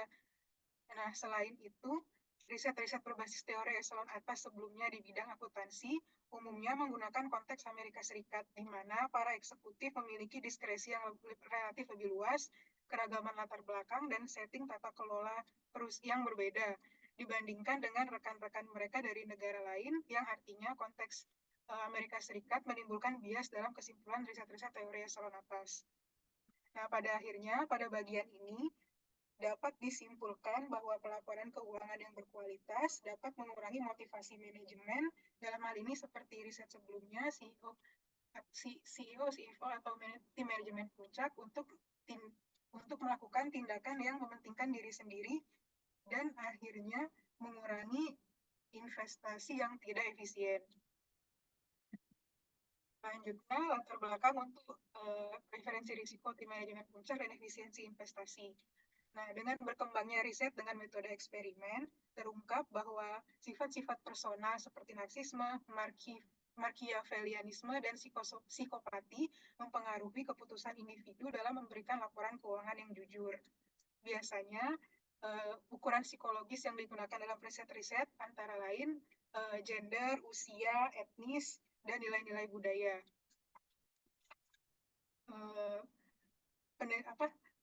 Penelitian sebelumnya yaitu Abdul Khalif pada tahun 2014 membuktikan bahwa karakteristik personal termasuk variabel sosiodemografis berperan dalam menentukan keputusan-keputusan investasi dalam riset dan pengembangan. Hal tersebut berarti manajemen puncak atau eksekutif memainkan peran penting dalam menentukan pilihan-pilihan strategis perusahaan seperti yang didukung oleh teori eselon atas.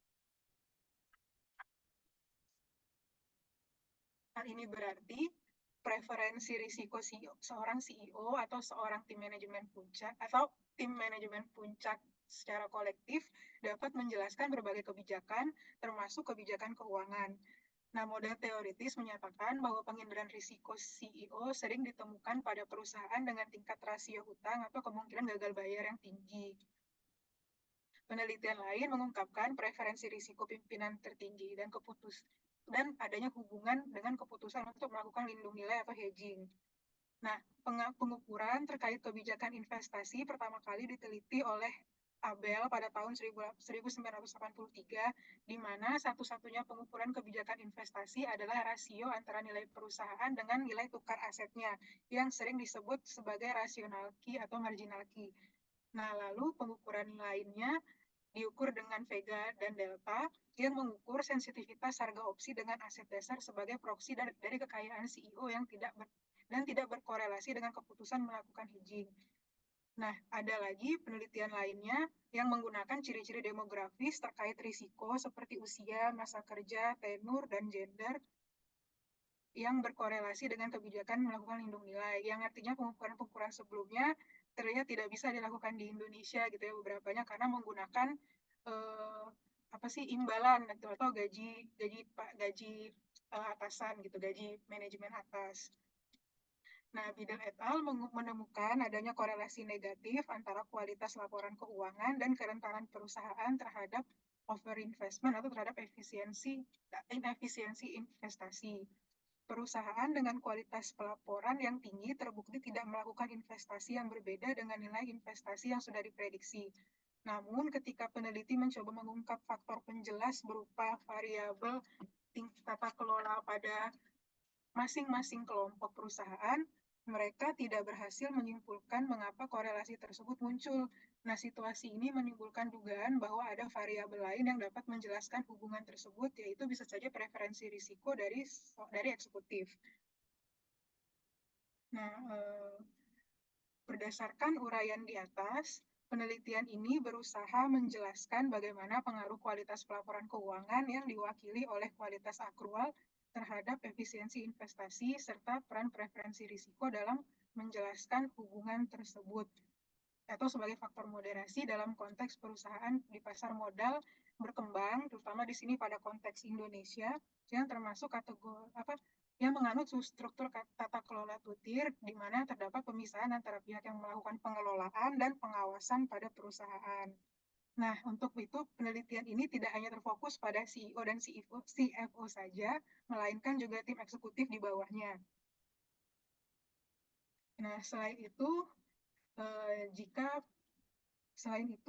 jika penelitian sebelumnya hanya mengungkapkan aspek akuntansi terhadap efisiensi investasi, penelitian ini juga berusaha memasukkan faktor tim manajemen puncak dalam analisis, yaitu sesuatu yang belum banyak dibahas dalam penelitian sebelumnya.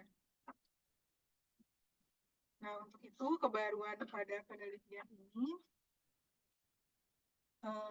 ini berupaya menjawab keraguan bahwa ada faktor lain yang belum diungkapkan, yaitu karakteristik eksekutif, khususnya preferensi risiko mereka.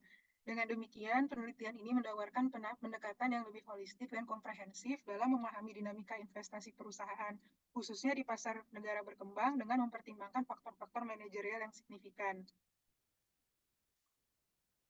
Selanjutnya, pengembangan hipotesis.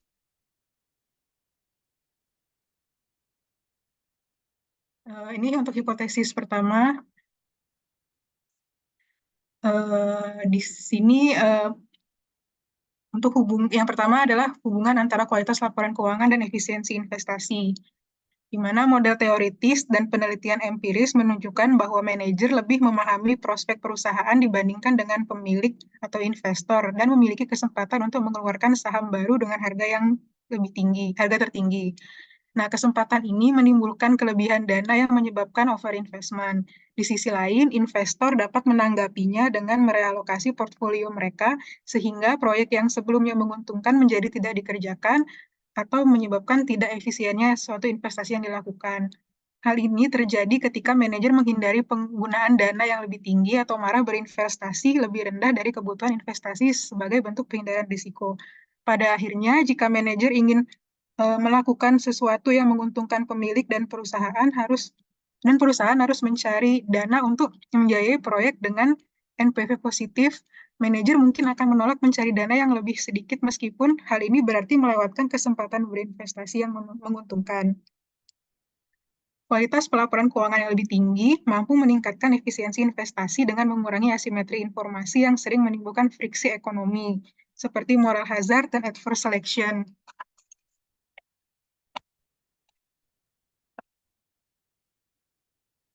Hal tersebut disertai dengan bukti empiris menunjukkan bahwa perusahaan dengan kualitas yang lebih tinggi menunjukkan bahwa perusahaan dengan kualitas pelaporan yang tinggi memiliki keleluasaan lebih besar untuk mencari dana melalui penerbitan saham. Jika kualitas pelaporan keuangan mengurangi biaya adverse selection, kualitas ini dapat diasosiasikan dengan efisiensi investasi melalui pengurangan biaya pendanaan eksternal dan mengurangi kemungkinan perusahaan memperoleh dana berlebih akibat nilai saham yang terlalu tinggi atau mispricing. Nah, hasil tersebut menyiratkan bahwa pelaporan keuangan yang berkualitas dapat mengurangi adverse selection yang artinya terjadinya atau tercapainya efisiensi investasi. Untuk itu, berdasarkan pemahaman di atas, hipotesis yang dapat dikembangkan adalah sebagai berikut, di mana kualitas pelaporan keuangan akan berpengaruh positif terhadap efisiensi investasi.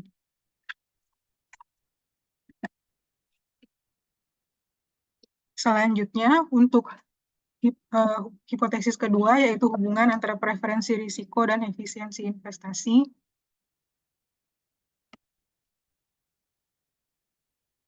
Nah, hubungan antara karakteristik manajerial dan pembuatan keputusan telah mendapat perhatian luas.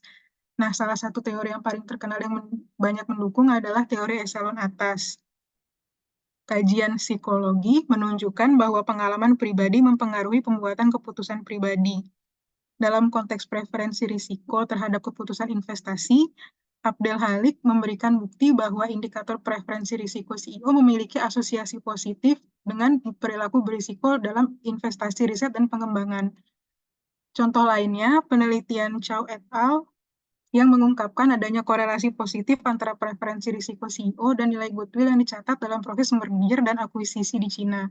Hal ini menunjukkan bahwa semakin tinggi preferensi risiko atau semakin cenderung menyukai risiko, maka manajemen atas akan cenderung melakukan over investment. Nah, artinya semakin besar juga peluang CEO atau manajemen atas melakukan akuisisi yang berisiko. Sebagai tambahan, selaras dengan penelitian sebelumnya yang melalui survei menunjukkan bahwa semakin kurang agresif atau semakin rendah preferensi risiko perusahaan, semakin terlihat usaha mereka untuk menjadi pemimpin produk atau memiliki produk yang unggul. Nah, jika manajemen dapat memahami pertumbuhannya, maka akan lebih mudah untuk mengevaluasi proyek-proyek yang dilakukan, sehingga mengurangi kemungkinan terjadinya ketidakpastian investasi. Nah, berdasarkan pemahaman tersebut, dapat diartikan bahwa preferensi risiko tim manajemen puncak atau eksekutif dapat mempengaruhi keputusan investasi ke arah yang lebih baik. Penelitian sebelumnya memberikan 2 implikasi utama. Pertama, gaya manajemen yang diidentifikasi dalam penelitian sebelumnya dapat digunakan sebagai proksi untuk mengukur toleransi atau preferensi risiko. Kedua, meskipun penelitian terkait karakteristik pribadi manajemen terbukti mempengaruhi keputusan ekonomi, namun belum ada penelitian yang secara komprehensif mengukur preferensi risiko dari sisi gaya kepemimpinan manajerial. Nah, dalam konteks ini, hipotesis yang diajukan adalah bahwa preferensi risiko tim manajemen puncak memiliki dampak signifikan terhadap efisiensi investasi perusahaan. Hipotesis ini didukung oleh bukti empiris yang menunjukkan gaya kepemimpinan dan preferensi risiko manajemen memainkan peran kunci dalam menentukan keputusan investasi perusahaan. Untuk itu, berdasarkan pemahaman di atas, hipotesis yang dapat dikembangkan adalah sebagai berikut, di mana preferensi risiko tim manajemen puncak akan berpengaruh secara negatif terhadap efisiensi investasi. Kenapa negatif? Karena pengukuran sebelumnya itu kan menggunakan menggunakan kekayaan gitu ya. Preferensi risiko yang diukur kekayaan, di mana semakin tinggi kekayaan, semakin tinggi gaji atau imbalan, maka semakin suka risiko gitu. Nah, kalau di sini terbalik gitu, di mana kalau misalnya penelitian yang kali ini saya menggunakan pengukuran distance to default, di mana semakin tinggi distance to default, terus semakin jauh antara jarak kebangkrutan, maka manajemen atas itu semakin berhati-hati dalam melakukan investasi gitu, yang artinya berhubungan terbalik tapi intinya tuh sama gitu, makanya negatif tapi sebenarnya positif gitu, sama searah gitu. Lalu yang terakhir, hipotesis 3, ini di mana preferensi risiko sebagai pemoderasi dari hubungan kualitas laporan keuangan dan efisiensi investasi. Di sini karakteristik kepribadian manajemen dapat mempengaruhi kebijakan perusahaan. Di mana CEO dengan preferensi risiko yang tinggi cenderung mengambil pendekatan yang lebih agresif agar terlihat berbeda dengan para pesaing dan untuk mendapatkan kinerja keuangan yang lebih baik.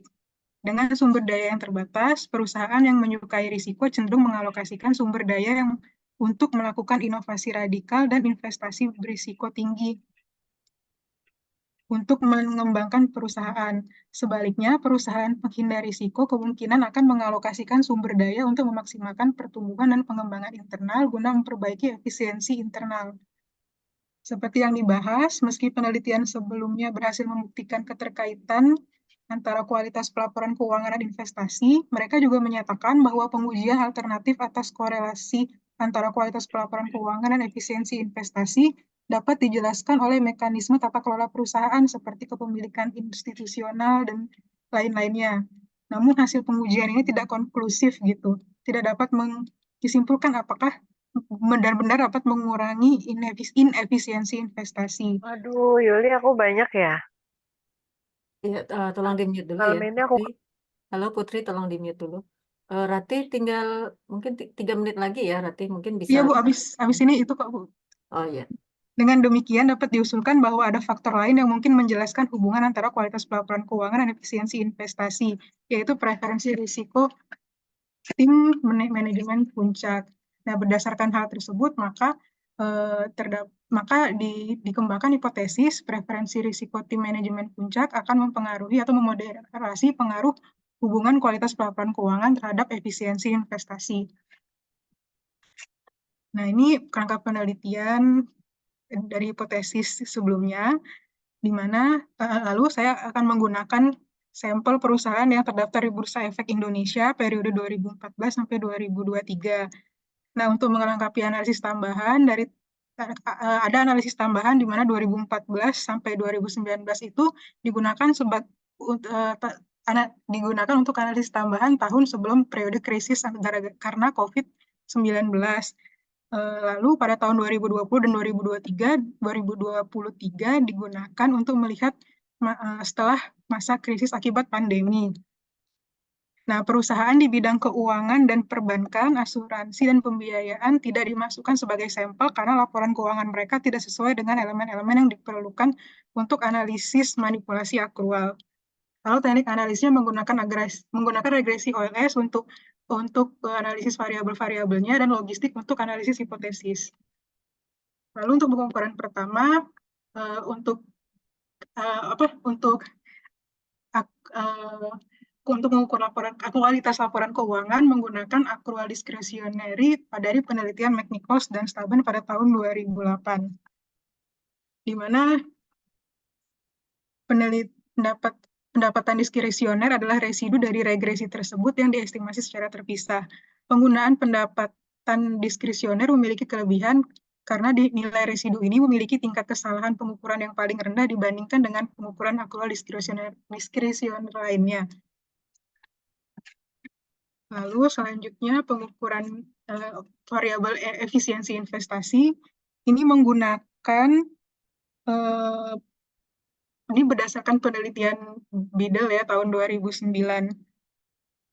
Dihitung menggunakan model investasi spesifik perusahaan yang diestimasi sebagai fungsi dari pertumbuhan perusahaan yang diukur melalui pertumbuhan penjualan. Nah, residu dari fungsi model yang diinvestasi tersebut dihitung dan hasilnya digunakan sebagai proksi standar deviasi investasi yang diharapkan. Nantinya perusahaan dikelompokkan berdasarkan 2 kuartil residu. Dan kelompok ini digunakan untuk yang kuartil tengah digunakan sebagai pembanding gitu, sebagai variabel pembanding dan paling atas dan paling bawah itu sebagai yang overinvestment dan underinvestment. Selanjutnya, pengukuran preferensi risiko menggunakan model distance to default-nya Merton. Ini juga berdasarkan penelitian Sundaram dan Yermak tahun 2007, di mana distance to default ini mengungkapkan seberapa jauh perusahaan berada di titik gagal bayar dalam satuan deviasi, di mana jarak ke default yang lebih tinggi menunjukkan kemungkinan gagal bayar yang lebih rendah. Nah, berikut ini adalah model penelitian. Untuk hipotesis 1, maka akan diregresi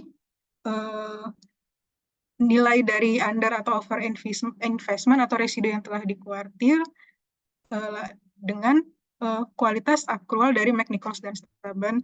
Lalu di H2 dan H3 dimasukkan variabel yang memoderasi kualitas laporan keuangan dengan eh,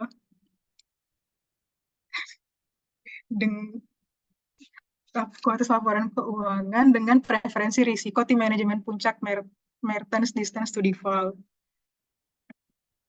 Lalu ini hasil secara singkat. Nah, penelitian ini menggunakan regresi logistik untuk menguji 3 hipotesis utama, di mana H1 diterima, di mana kualitas laporan keuangan cenderung meningkatkan efisiensi investasi. Hasil regresi logistik menunjukkan bahwa kualitas laporan keuangan memiliki pengaruh signifikan terhadap efisiensi investasi. Hal ini mengindikasikan bahwa laporan keuangan yang lebih transparan dan akurat dapat membantu manajer dalam membuat keputusan investasi yang lebih tepat, mengurangi kesalahan alokasi sumber daya, dan pada akhirnya meningkatkan efisiensi investasi. Lalu untuk H2,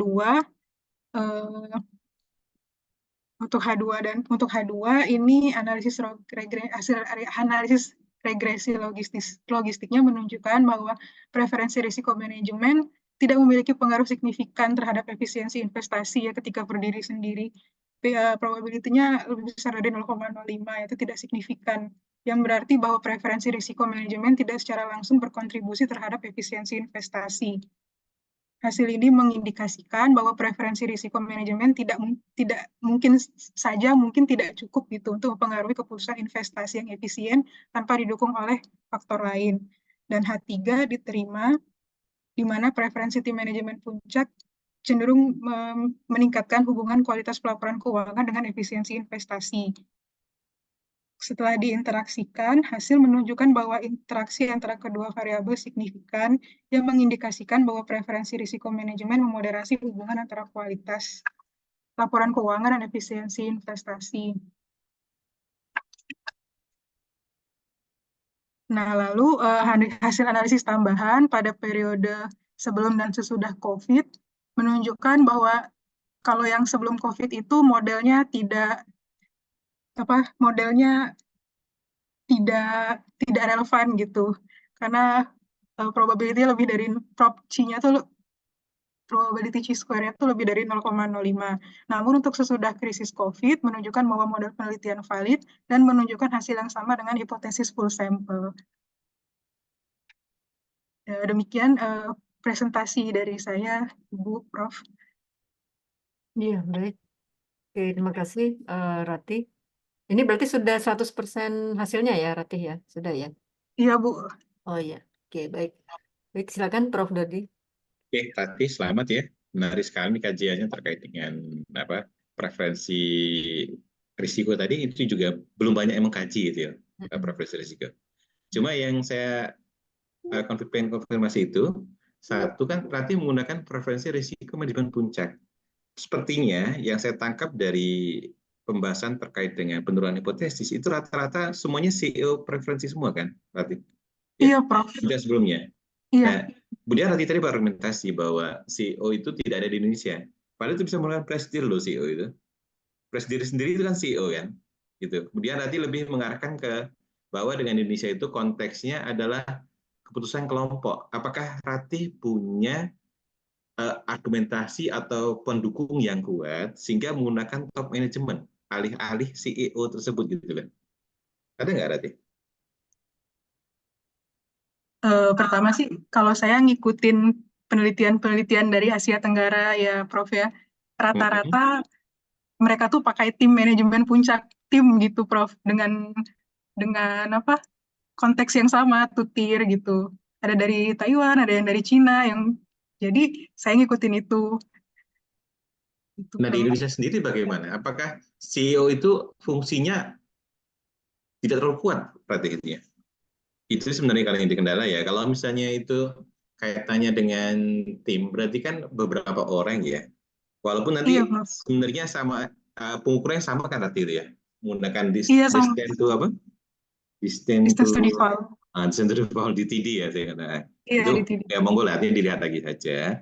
Apakah konteksnya itu memang di Indonesia lebih ke gotong royong? Ya. Apakah konteks di CEO itu memang kurang kuat sehingga Ratih menggunakan top manajemen ya atau tim manajemennya itu Ya, karena argumentasi yang Ratih gunakan saat membangun hipotesis semuanya CEO preference semua tadi yang saya lihat tadi itu. Ya, jadi Iya. agak kurang pas ya itu Ratih.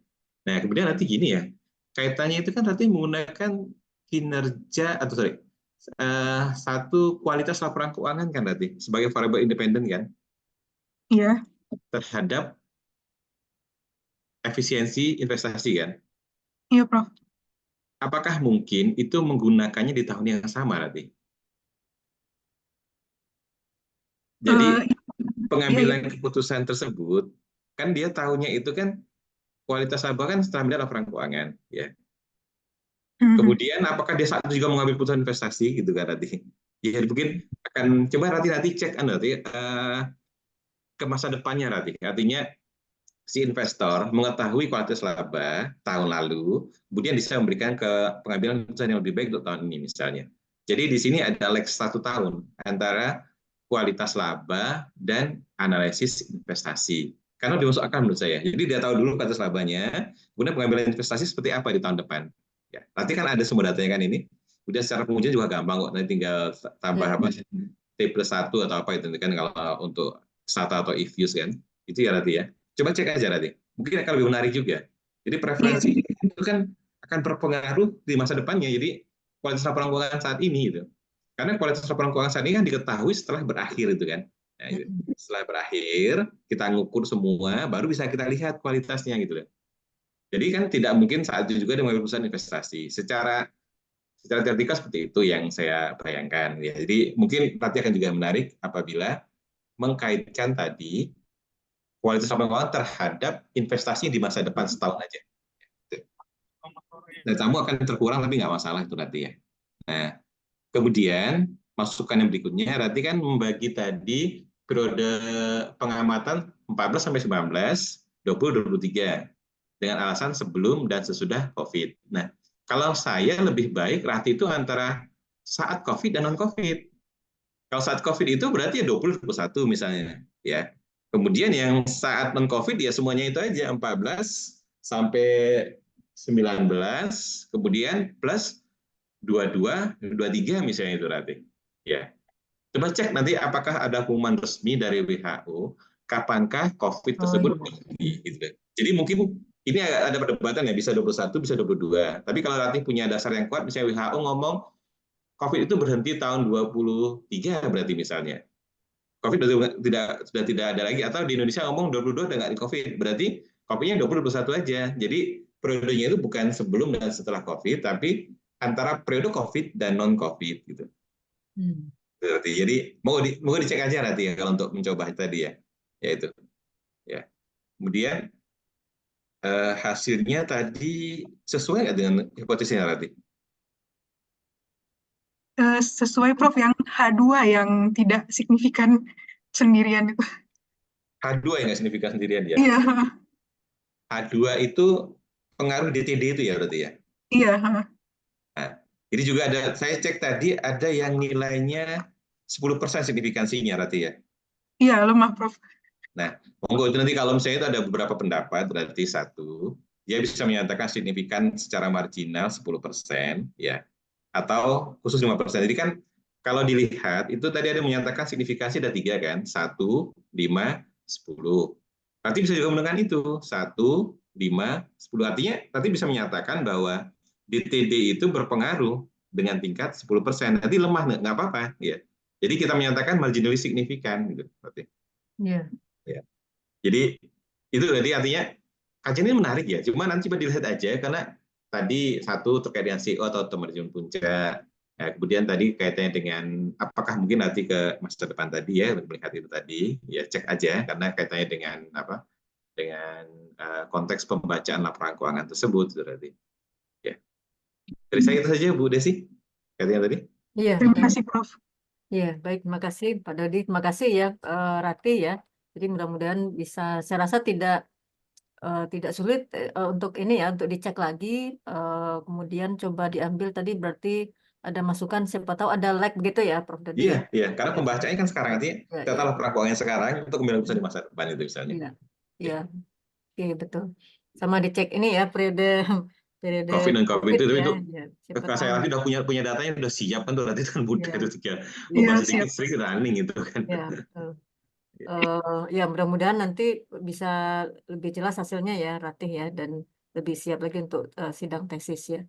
Oke, baik, dengan demikian kita sudah semua ini ya yang presentasi. Kami ucapkan terima kasih sekali lagi Prof. Dodi atas kesediaannya meluangkan waktu ya sekitar 2 jam bersama kami ya. Mudah-mudahan nggak kapok dan nanti Oh siap Bu Desi, bersedia siap, lagi senang kalau saya. kalau Keren kok kami Kak undang kerjanya kok. lagi ya. Ya dalam Oke. acara internal Forum Riset Akuntansi, karena ini masukannya sangat berharga ya buat mahasiswa baik yang akan sidang tesis maupun yang sedang menyusun karya akhir ya. Baik, kita Makasih Bu Desi. akhiri sampai di sini ya. Terima kasih semua teman-teman. Terima kasih Prof. Dodi. Selamat sore ya. Assalamualaikum warahmatullahi wabarakatuh. Waalaikumsalam warahmatullahi wabarakatuh. Saya mohon izin Terima kasih leave Bu ya. Desi. Terima kasih Pak Dodi. Ya.